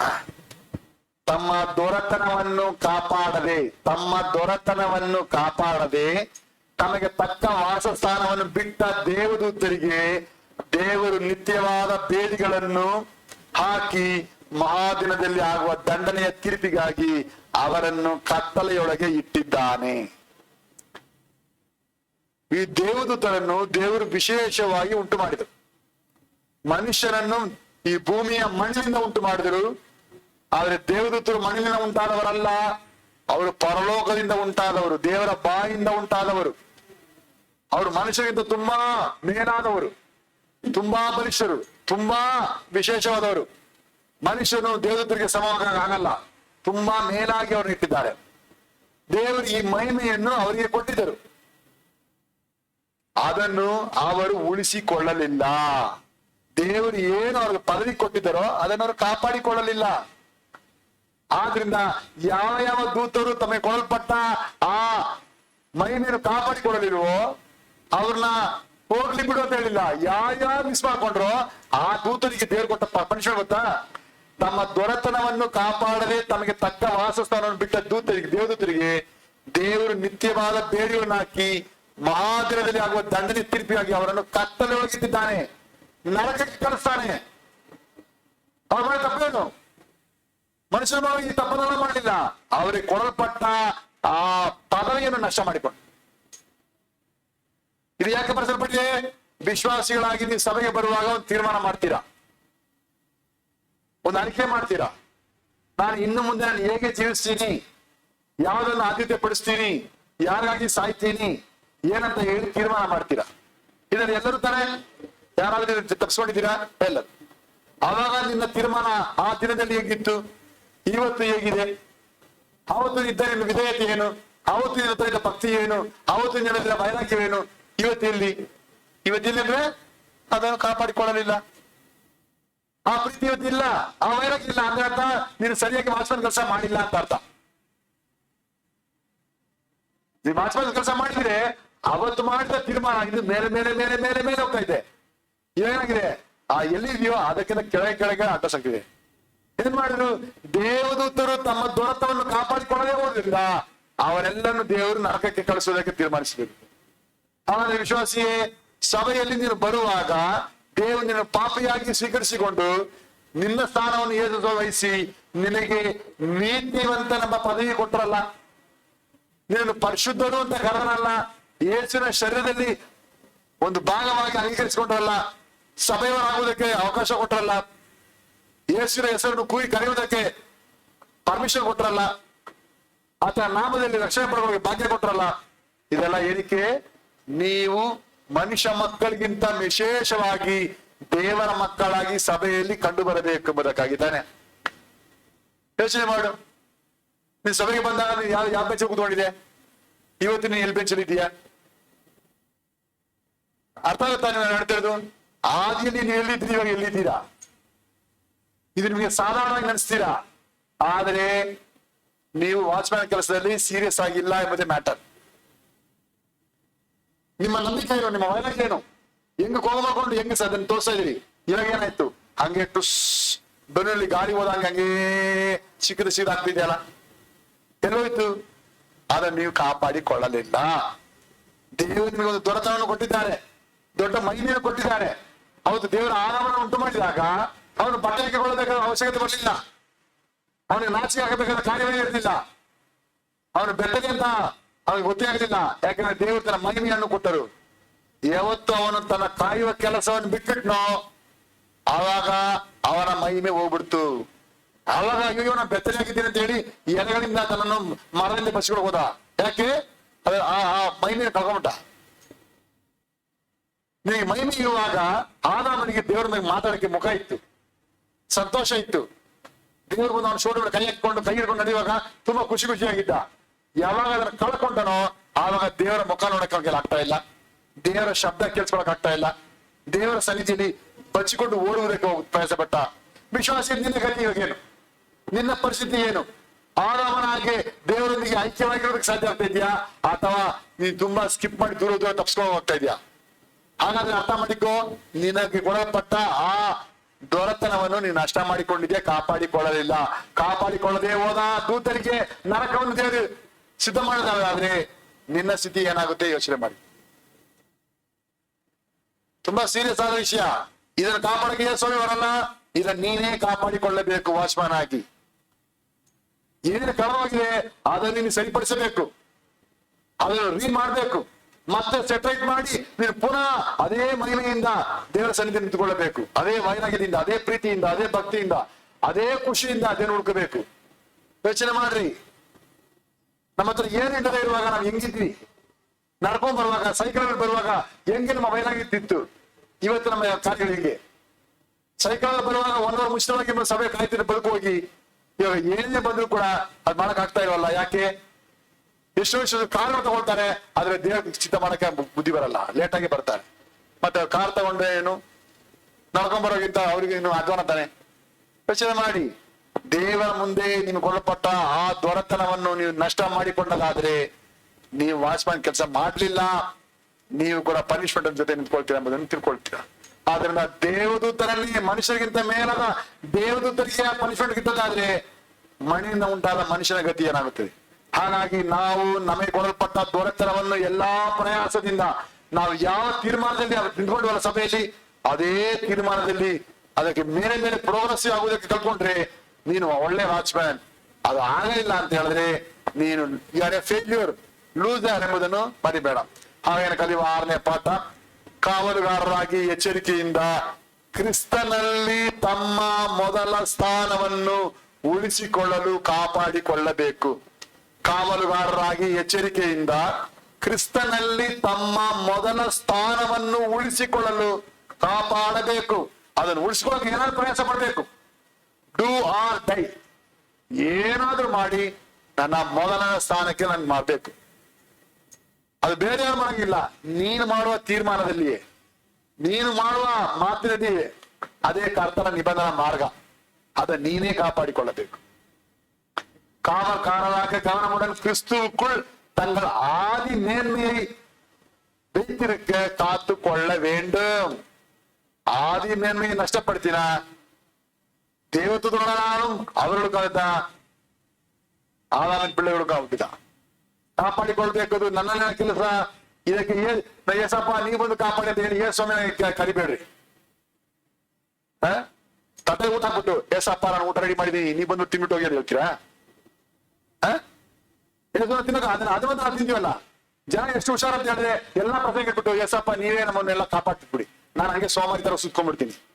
ಸೋಮಾರಿಗಳಿಗೆ ಸ್ವಾಮಿ ಸಹಾಯ ಮಾಡಲ್ಲ. ಸೋಮಾರಿಗಳಿಗೆ ಸ್ವಾಮಿ ಬೇಕಾಗಿಲ್ಲ. ಲೇಟಿ ಬೆಳೆಸಲು ಸ್ವಾಮಿ ಯಾವತ್ತು ಅಂಗೀಕಾರ ಮಾಡಲ್ಲ.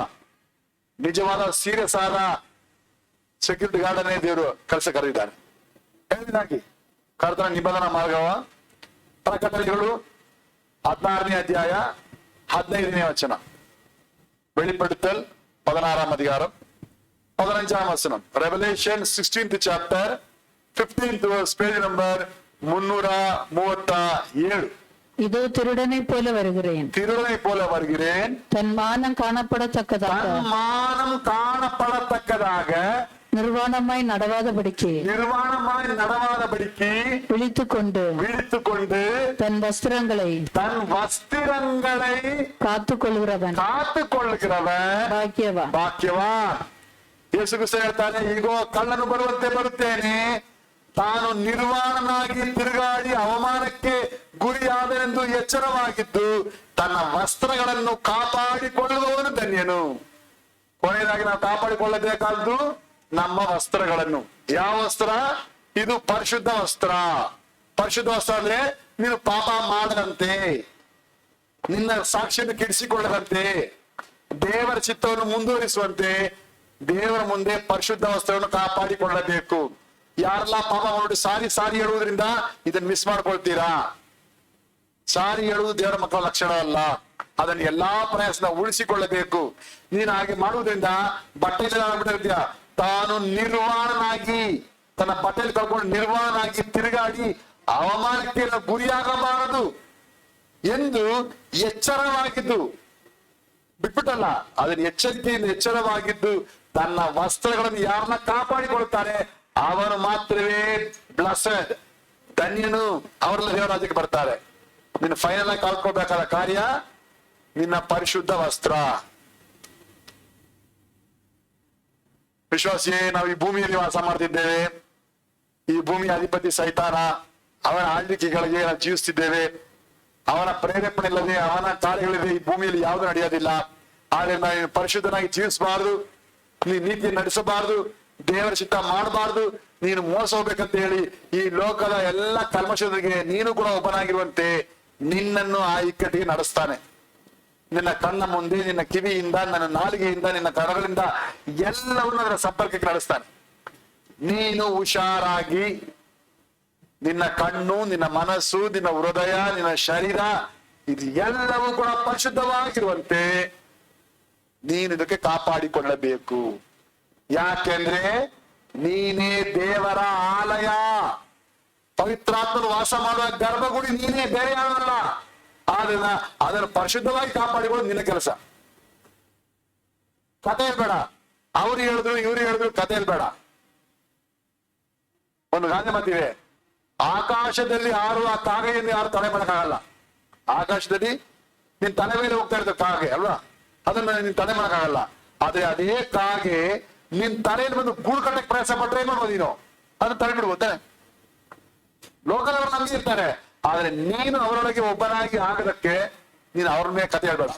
ನಾನ್ ತುಂಬಾ ಒಳ್ಳೆಯವನೇ, ನನ್ನ ಫ್ರೆಂಡೇ ಸರಿ ಇಲ್ಲ, ಅವರೇ ಸರಿ ಇಲ್ಲ, ಇವರೇ ಇದೆಲ್ಲ ಇಲ್ಲಿ ಸುಳ್ಳುಗಾರ. ಕೆಲವು ತಾಯಿಂದಿರು ತಮ್ಮ ಮಕ್ಕಳಿಗೆ ಹಾಳು ಮಾಡ್ತಾ ಗೊತ್ತಾ? ಕಾಣ್ತಾ ಬರ್ತಾರೆ, ರಾಜ ನನ್ನ ಮಕ್ಕಳೆಲ್ಲ ದೇವರಂತ ಮಕ್ಕಳು, ಅವರೇ ಸರಿ ಇಲ್ಲ, ಅವ್ರ ಜೊತೆ ಸೇರಿ ನನ್ನ ಮಕ್ಕಳಿಗೆ ಆಗ್ಬಿಟ್ಟಂತೆ. ಆದ್ರೆ ಇವ್ರು ಎಲ್ಲಾ ಕಾಲದಲ್ಲಿ ಇವ್ರ ಮಕ್ಕಳು ತಪ್ಪಲ್ಲಿ ಹೇಳಲ್ಲ, ಬೇರೆಯವರನ್ನೇ ಹೇಳ್ಕೊಂಡು ಕೊನೆಗೆ ಸಭೆಯಲ್ಲಿ ಸಾಕ್ಷಿಗೆಟ್ಟ ಮಕ್ಕಳಾಗಿ ನೋಡ್ಕೊಂತಾರೆ. ಮೋಸ ಮಾಡ್ಕೊಳ್ಬೇಡಿ, ಕಾಪಾಡಿಕೊಳ್ರಿ, ಬೇರೆಯವ್ರ ಮೇಲೆ ನೆಪ ಹೇಳ್ಕೊಂಡಿರ್ಬೇಡ್ರಿ. ನೀವು ನಿಮ್ಮ ಜವಾಬ್ದಾರಿ, ನಿನಗೆ ಬುದ್ಧಿ ಬೇಕು. ಅವ್ರು ಕೊಡ್ತಾರೆ ಅಂತ ಮಾಡ್ಬೋದಾ?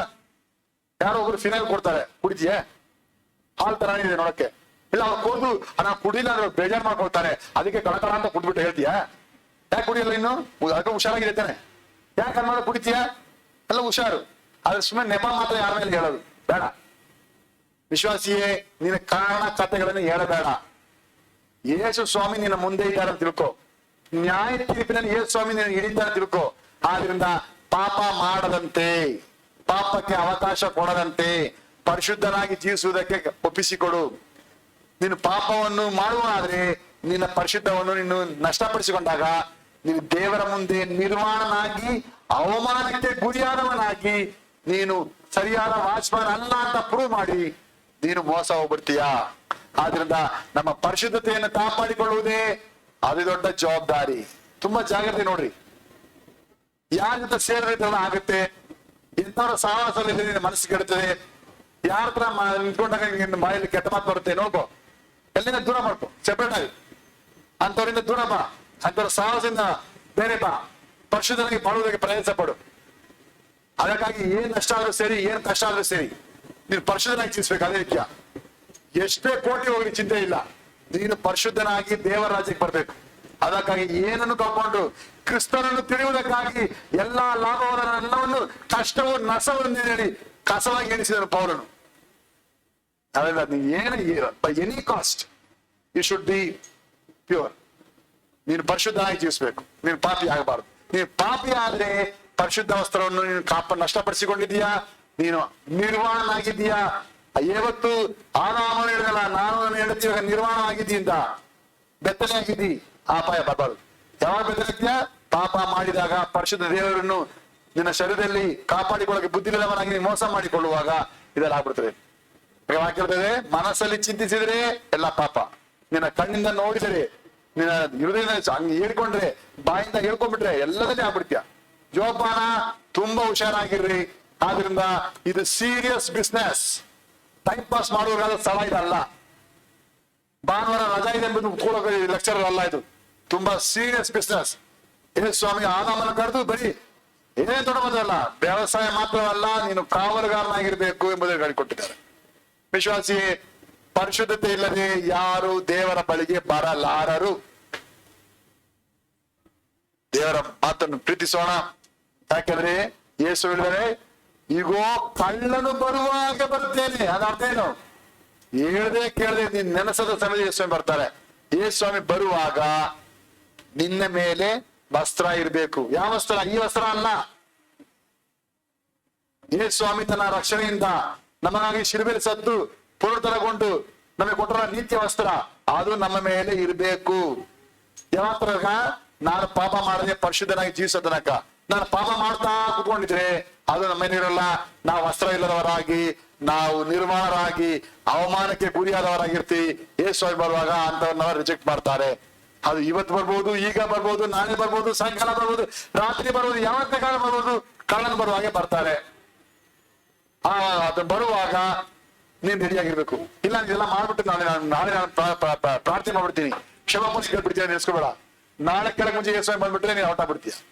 ಆದ್ರೆ ನೀನು ಕಾಪಾಡಿಕೊಳ್ಳಲೇಬೇಕಾದ ಕಾರ್ಯ ದೇವರು ಕೊಟ್ಟ ನೀತಿಯ ವಸ್ತ್ರವನ್ನು ಎಲ್ಲಾ ಜಾಗ್ರತೆಯಿಂದ ನೀವು ಕಾಪಾಡಿಕೊಳ್ಳಬೇಕು. ಅದೇ ಪರಿಶುದ್ಧ ಜೀವನ. ಅದಕ್ಕಾಗಿ ನೀವು ಪ್ರಯಾಸ ಪಡ್ಬೇಕು. ಇದು ಯಾರೋ ಮಾಡ್ತಾರೆ ಹೇಳ್ಕೋಬೇಡ, ಇದನ್ನು ನೀನೇ ಮಾಡ್ಬೇಕು. ಆಗ ಕಲಿಬೇಕಾದ 7ನೇ ಪಾಠ, ಕಾವಲುಗಾರರಾಗಿ ಎಚ್ಚರಿಕೆಯಿಂದ ಕ್ರಿಸ್ತನ ಬರೋಣದಲ್ಲಿ ನಮ್ಮ ಪರಿಶುದ್ಧ ವಸ್ತ್ರಗಳನ್ನು ಕಾಪಾಡಿಕೊಳ್ಳಬೇಕು. ಕಾವಲುಗಾರರಾಗಿ ಎಚ್ಚರಿಕೆಯಿಂದ ಯೇಸು ಕ್ರಿಸ್ತನ ಬರೋಣದಲ್ಲಿ ನಮ್ಮ ಪರಿಶುದ್ಧ ವಸ್ತ್ರಗಳನ್ನು ಕಾಪಾಡಿಕೊಳ್ಳಬೇಕು. காவற்காரராக கவனமுடன் இயேசு கிறிஸ்துவின் வருகையில் நம்முடைய பரிசுத்த வஸ்திரங்களை காத்து கொள்ள வேண்டும். ವಿಶ್ವಾಸಿಯೇ, ಸೆಕ್ಯೂರಿಟಿ ಗಾರ್ಡ್ ಆಗಿರುವುದಕ್ಕೆ ದೇವರಿಂದ ಕರೀತಾನೆ. ಇದು ಅವಮಾನ ಪಡ್ಬೇಕಾದ ಕೆಲಸ ಅಲ್ಲ. ವಾಚ್ಮ್ಯಾನ್ ಕೆಲಸ ಅವಮಾನ ಕೆಲಸ ಅಲ್ಲ. ಯಾಕೆಂದ್ರೆ ದೇವರು ಆದಾಮನಿಗೆ ಇದೇ ಕೊಟ್ರು. ಈ ಕೆಲಸ ಮಾತ್ರ ವ್ಯವಸಾಯ ಮಾಡಿದ್ರೆ ಮಾತ್ರ ಅಲ್ಲಪ್ಪ. ದೇವರ ಅತ್ಯಂತ ತೋಟದಲ್ಲಿ ಎಲ್ಲವನ್ನು ಇಟ್ಟಿದ್ರು.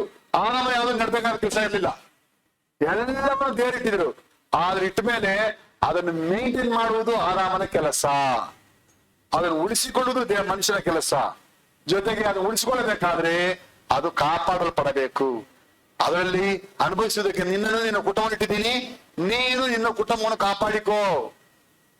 ಆದಾಮನು ಇದರಲ್ಲಿ ಮೋಸ ಹೋದ್ರಿಂದಲೇ ತನ್ನ ಮಕ್ಕಳನ್ನು ಕಾಪಾಡಿಕೊಳ್ಳಕ್ಕಾಗಲಿಲ್ಲ. ಆದಾಮನಿಗೆ ತನ್ನ ಮಗ ಕೊಲೆಗಾರನಾಗ್ಬಿಟ್ಟ, ಎರಡನೇ ಮಗ ಹೇಬೆಲನು ಸತ್ತು ಹೋಗ್ಬಿಟ್ಟ. ಹೀಗೆ ಅವನ ಮಕ್ಕಳೆಲ್ಲ ಕೆಟ್ಟವರಾಗ್ಬಿಟ್ರು. ನಂಬಿಕೆಯ ಮಕ್ಕಳ ವಿಷಯದಲ್ಲಿ ಆದಾಮನಾಗಲಿ ಅವನ ಮಕ್ಕಳ ಹೆಸರು ಕಾಣ್ತಾ ಇಲ್ಲ. ಯಾಕೆ? ತನ್ನ ಜವಾಬ್ದಾರಿಯಲ್ಲಿ ಮೋಸ ಮಾಡಿಕೊಂಡ. ದೇವರು ನಿನಗೆ ಒಂದು ಕುಟುಂಬವನ್ನು ಕೊಟ್ಟಿದ್ದಾರೆ, ಒಂದು ಸಂತತಿಯನ್ನು ಕೊಟ್ಟಿದ್ದಾರೆ, ಒಂದು ಮನೆತನವನ್ನು ಕೊಟ್ಟಿದ್ದಾರೆ, ನಿನ್ನನ್ನು ನಾಯಕಿ ಅಂತ ಕರೆಸ್ಕೊಳ್ಳಕ್ಕೆ ಒಂದು ಪದವಿಯನ್ನು ಕೊಟ್ಟಿದ್ದಾರೆ. ಹೀಗಿರುವ ನೀನು ಬರೀ ಕೆಲಸ ಕೆಲಸ ಕೆಲಸ ಅಂತ ಹೇಳಿಕೊಂಡೇ ನಿನ್ನ ಲೈಫ್ ಅನ್ನು ಓಡಿಸುವುದಕ್ಕೆ ನೀವು ಮೋಸ ಮಾಡಿಕೊಳ್ಳದೆ, ನೀನು ವಾಚ್ಮ್ಯಾನ್ ಎಂಬುದನ್ನು ಮರಿಬೇಡ. ನಿನ್ನನ್ನು ನಿನಗೆ ಕೊಡಲ್ಪಟ್ಟ ಪ್ರತಿಯೊಂದನ್ನು ನೋಡಿಕೊಳ್ಳುವುದು ನಿನ್ನ ಕೆಲಸ. ನನಗೆ ಗೊತ್ತಿಲ್ಲ ಅಂತ ಕೈ ತೋರಿಸುವುದಕ್ಕೆಲ್ಲ ನಿನ್ಗೆ ನಿರ್ಧಾರ ಕೊಟ್ಟಿದ್ದು. ಹಾಗೆ ಕೈ ತೋರಿಸುವುದಕ್ಕಾದ್ರೆ ನೀನು ಇನ್ನು ಮುಂದೆ ಯಜಮಾನಾಗಿ ಇರಬೇಡ. ಕೆಲಸ ಮಾಡಿದ್ರೆ ನೆಟ್ಟಿಗೆ ಮಾಡು, ಸುಮ್ಮನೆ ಕೇರ್ಲೆಸ್ ಆಗಿರ್ಬೇಡ.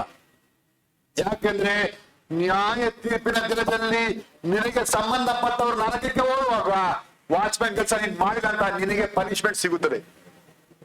ಆದ್ರೆ ನೋವನು 100 ವರ್ಷ ಪ್ರಸಂಗ ಮಾಡಿದ. 100 ವರ್ಷ ಪ್ರಸಂಗ ಮಾಡಿ ಒಂದ್ ವಿಶ್ವಾಸಿ ಕೂಡ ಸಭೆ ಬರ್ಲಿಲ್ಲ, ಒಬ್ರು ಕೂಡ ಮಾತು ಕೇಳಿಲ್ಲ.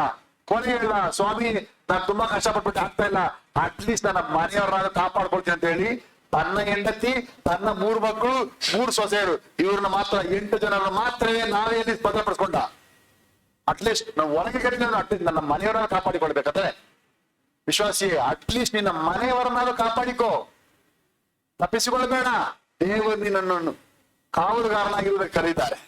ಎಲ್ಲಾ ಪ್ರಯಾಸದಿಂದ ನೀನು ಕಾದುಕೊಳ್ಳುವಾಗ ಮಾತ್ರವೇ ನೀನು ಕೊನೆ ತನಕ ಏನೇನೆಂಬ ಸಭೆಯಲ್ಲಿ ಮುಂದುವರಿಯುವುದಕ್ಕೆ, ಭಾಗ್ಯ ಅನುಭವಿಸುವುದಕ್ಕೆ, ದೇವರಾಜ್ಯ ಸೇರುವುದಕ್ಕೆ ಸಹಾಯ ಸಿಗುತ್ತದೆ.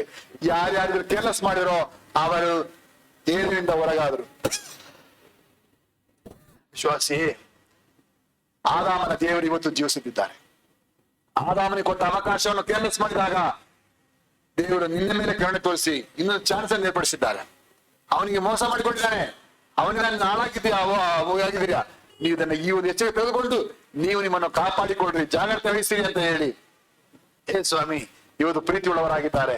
ಆದ್ರಿಂದ ಬರೀ ಕೆಲಸ ಮಾಡುವುದು ಮಾತ್ರ ನಿನ್ನ ಕಾರ್ಯವಲ್ಲ, ನಿನ್ನನ್ನು ಕಾದುಕೊಳ್ಳುವುದು, ನಿನ್ನ ಕುಟುಂಬವನ್ನು ಕಾದುಕೊಳ್ಳುವುದು, ನಿನ್ನ ಮಕ್ಕಳನ್ನು ಕಾದುಕೊಳ್ಳುವುದು, ನಿನ್ನ ರಕ್ತಕ್ಕೆ ಸಂಬಂಧಪಟ್ಟರು ಕಾಯುವುದು ನಿನ್ನ ಕೆಲಸ ಎಂಬುದನ್ನು ಮರಿಬೇಡ.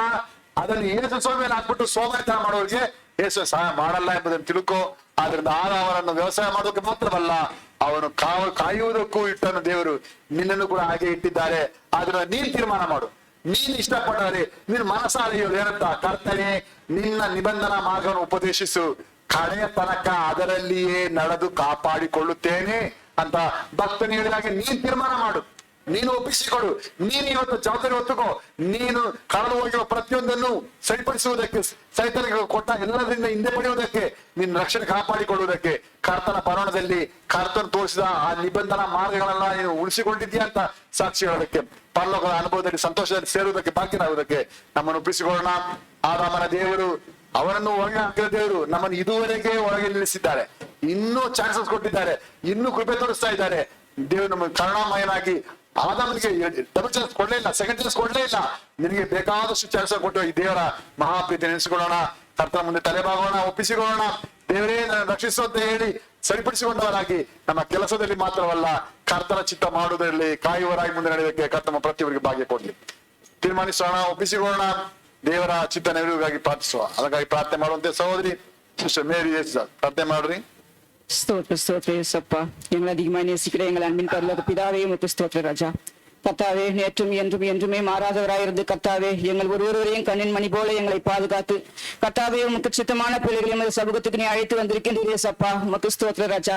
கர்த்தாவே நீ நல்லவர் சுவாமி, நீ ரொம்ப நல்லவர் சுவாமி. கர்த்தாவே உண்மை போல குணங்கள் எங்களிடத்தில் இல்ல சுவாமி.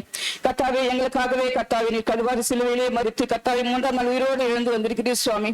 கர்த்தாவே உங்களுடைய சத்தியத்தை எங்களுக்கு போதித்து கொடுத்து கர்த்தாவே இந்நாள் வரையில கர்த்தாவே எங்களை கண்ணின் மணி போல எங்களுக்கு பாதுகாத்து நடத்துகிறீரப்பா. கர்த்தாவே வரைக்கும் காத்து வந்திரே உமக்கு நன்றி ராஜா. கர்த்தாவே இந்த தினத்தில் கர்த்தாவே எங்களுக்கு கொடுத்த உமது வார்த்தைகளுக்காக உமக்கு ஸ்தோத்திரம் செலுத்துகிறோம் சுவாமி.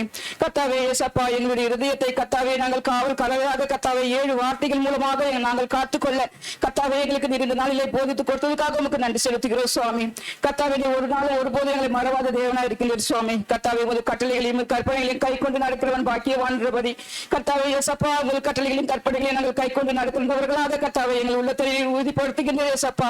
கர்த்தாவே நாங்கள் எங்களிடத்தில் கர்த்தாவே எங்களிடத்தில் மாத்தி கேட்டு எங்களுடைய சத்தியத்தை கேட்டுப்பா நாங்கள் எங்கள் உள்ளத்தை உறுதிப்படுத்திக் கொண்டு கர்த்தாவே எங்கள் குடும்பத்தை நாங்கள் காத்துக் கொண்டு இருக்கிறவர்களாக நாங்கள் உறுதிப்படுத்தும் சுவாமி.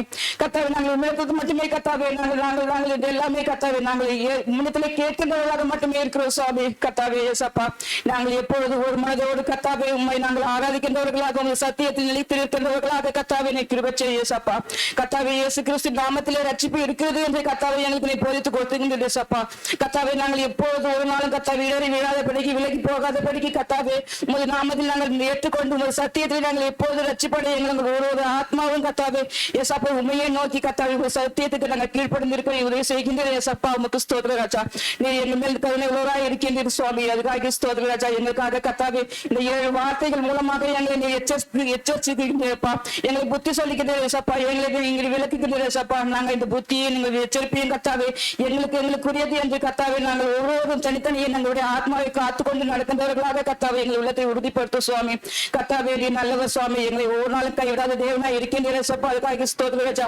கர்த்தாவே எங்களுக்கு போவதற்கு மூலமாக கர்த்தாவே இந்த 7 வார்த்தையை தந்திருக்கின்ற இயேசப்பா. கர்த்தாவே எங்களை எச்சரிக்கின்றீர் கர்த்தாவே. இத்தனை வருட காலமும் கர்த்தாவே எங்களுக்கு நல்ல போதனை நீ தந்து கர்த்தாவே நாங்கள் கேட்டு அது மாதிரி நடக்கின்றவர்களாக இருக்க எங்களுக்கு உதவி செய்யும் சுவாமி. கர்த்தாவே நாங்கள் எப்பொழுது கர்த்தாவே கேட்கின்றவர்களாகவும் கர்த்தாவே இந்த சத்தியத்தை கேட்கும் போது கர்த்தாவே இயேசப்பா நாங்கள் உள்ளத்தை உறுதிப்படுத்திக்கிறோம். இப்படிதான் நடந்துக்கணும், இப்படிதான் செய்யணும் நாங்கள் உறுதிப்படுத்துகிறோம் சுவாமி. கர்த்தாவே உங்களுடைய சத்தியத்தை கேட்டு நாங்கள் வெளியில போகும்போது கர்த்தாவே இந்த உலக ரீதியான நினைப்புகள் கர்த்தாவே இந்த உலக ரீதியான பிரகாரங்களை நாங்கள் நடந்து அந்த நினைப்பிலே எங்களை நம்ம செல்ல போகிறோம் சுவாமி. இயேசப்பா நாங்கள் எங்களுடைய ஆத்மா கர்த்தாவே உங்களுடைய பரலோக ராஜ்யத்துக்கு வரும்படியாக கர்த்தாவே இயேசப்பா கர்த்தாவே எங்கள் இதயத்தை காத்துக்கொள்ள நடத்தும் சுவாமி. நாங்கள் தனித்தனியாக குடும்பமாக யாரெல்லாம் கர்த்தாவே இயேசப்பா உங்களுடைய சத்தியத்தை இந்த வார்த்தையை இந்த இப்போது கேட்டுக்கொண்டிருக்கிற எங்கள் சகோதர சகோதரிகளும் ஆன்லைன் மூலமாக கர்த்தாவை கேட்கிற எல்லா சகோதர சகோதரிகளையும் கூட கர்த்தாவை நீ ரட்சித்துக் கொள்ளு சுவாமி. நீ ஒருவரையும் கைவிடாத தேவனா இருக்கின்ற இயேசப்பா உமக்கு நன்றி செலுத்துகிறோம். கர்த்தாவே இந்த 7 வார்த்தைகளை தந்திரப்பா உமக்கு ஸ்தோத்திரம் ராஜா. கர்த்தாவே எங்கள் சரீரத்தை கர்த்தாவே நாங்கள் காத்துக்கொள்ள கர்த்தாவே உதவி செய்யப்பா. எங்களுடைய கண்ணு காதுக்கு எல்லாமே கர்த்தாவே எங்களுடைய எல்லாமே கர்த்தாவே கர்த்தாவே இந்த உலகத்தியான நினைப்புகளை கர்த்தாவே எங்க கெட்ட சிந்தனைகளை எல்லாவற்றையும் நீக்கி கர்த்தாவே உண்மையிலே நாங்கள் கர்த்தாவே உண்மை மட்டுமே நோக்கி பார்க்கின்றவர்களாக உண்மை உமது வார்த்தையை மட்டுமே கேட்கின்றவர்களாக எங்களை உறுதிப்படுத்தும் சுவாமி. கர்த்தாவே நீ எங்களை கைவிடாத தேவனா இருக்கிறது சுவாமி. அதுக்காக ஸ்தோத்திரம் கர்த்தாவே. நாங்கள் எப்போது வருகை வரையிலும் கர்த்தாவே நாங்கள் எங்கு சென்றாலும் கர்த்தாவே உமது நாமத்தை மகிழ்ப்படுத்துகின்றவர்களாக உமக்கு சாட்சியுள்ள ஜீவனமாக கர்த்தாவே ஜீவிக்க எங்களுக்கு உறுதிப்படுத்தும் சுவாமி. கர்த்தாவே எங்களை ஒருபோது கைவிட தேவனா இருக்கின்றேப்பா இயேசுவே ஸ்தோத்திரம் ராஜா. கர்த்தாவே நாங்கள் கேட்கின்றோம் நாங்கள் அவங்க ஒருத்தர் மேல ஒருத்தர் பின்னாடி கர்த்தாவே அவங்க மேல பழிய போடுகின்றவர்களாக இல்லாமல் தன் ஆத்மா அவர்களை காத்துக்கொண்டு நாங்கள் நடக்க உங்களுடைய பாதையை பின்தொடர கர்த்தாவே நீ கிருபை செய்ய இயேசப்பா. நீ அதுக்காக ஸ்தோத்திர ராஜா. கர்த்தாவே போதகரையும் ஆசீர்வதியும் சுவாமி. எங்கள் குடும்பத்தையும் ஆசீர்வதியும். உமக்கு சித்தமான கர்த்தாவே எந்த காரியத்தையும் அவங்க கையிட்டு செய்யும் போது கர்த்தாவே உங்களுக்கு சித்தமானதை நீ நிறைவேற்றி கொடுக்கிறேன் என்று நான் விசுவாசிக்கிறேன் சுவாமி. எதுவும் கர்த்தாவே நாங்கள் மனுஷனை பார்க்கின்றவர்களாக இல்லாமல் கர்த்தாவே இயேசப்பா உண்மை மட்டுமே நோக்கி பார்க்கின்றவர்களாக உண்மையில் நம்பிக்கை வைக்கின்றவர்களாக உண்மையில் விசுவாசத்தை வைக்கின்றவர்களாக இருக்க கர்த்தாவே நீ உதவி செய்யும் சுவாமி.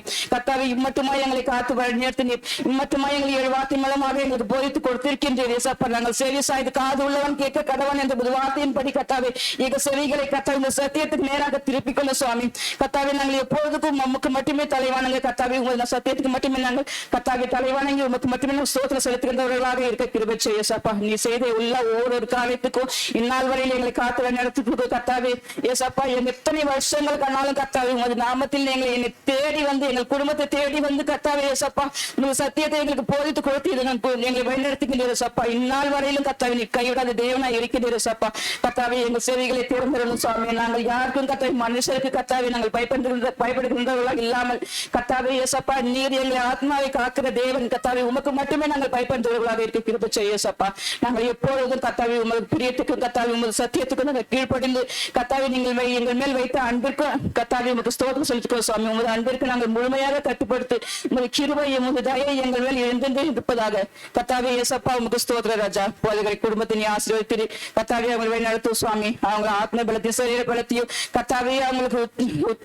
உச்சந்தலையில் உள்ள கால்வரையிலும் கத்தாவே அவங்களை ஆசீர்வதியும் சுவாமி அவங்க பலவீனத்திலே சம்பூர்ண பலத்தை கொடுங்க சுவாமி கத்தாவே நீரை எல்லாமா இருந்து மட்டுமே இந்த நாள் வரையில் வழி நடத்துகின்றேன் இனிமேலும் கத்தாவே நீரை அவங்களை வழி நடத்துவீர்கள் என்று நாங்கள் விசுவாசிக்கின்றோம் கத்தாவே மட்டுமே எங்களை நடத்தினதுக்காக ஸ்தோத்திர சுவாமி கத்தாவே நான் கேட்டதும் கேட்க மறந்ததும் கத்தாவே எல்லா வல்ல இயேசு கிறிஸ்துவின் நாமத்தினாலே வேண்டி பெற்றுக்கொள்கிறேன் எங்கள் ஜீவனுள்ள நல்ல பிதாவே ಆಶೀರ್ವಾದ.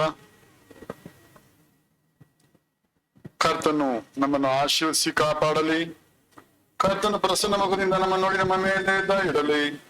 ಕರ್ತನ ಮೇಲೆ ಕೃಪಾ ಕಟಾಕ್ಷವಿಟ್ಟು ಶಾಂತಿಯನ್ನು ಅನುಗ್ರಹಿಸಲಿ.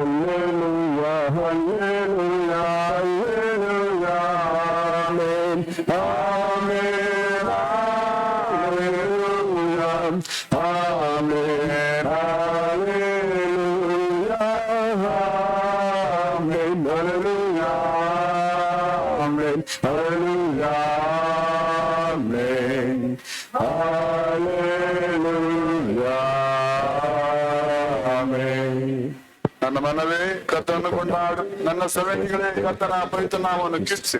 ನನ್ನ ಮನವೇ ಕರ್ತನನ್ನು ಕೊಂಡಾಡು, ಕರ್ತನು ಮಾಡಿರುವ ಉಪಕಾರಗಳಲ್ಲಿ ಒಂದನ್ನು ಮರೆಯಬೇಡ.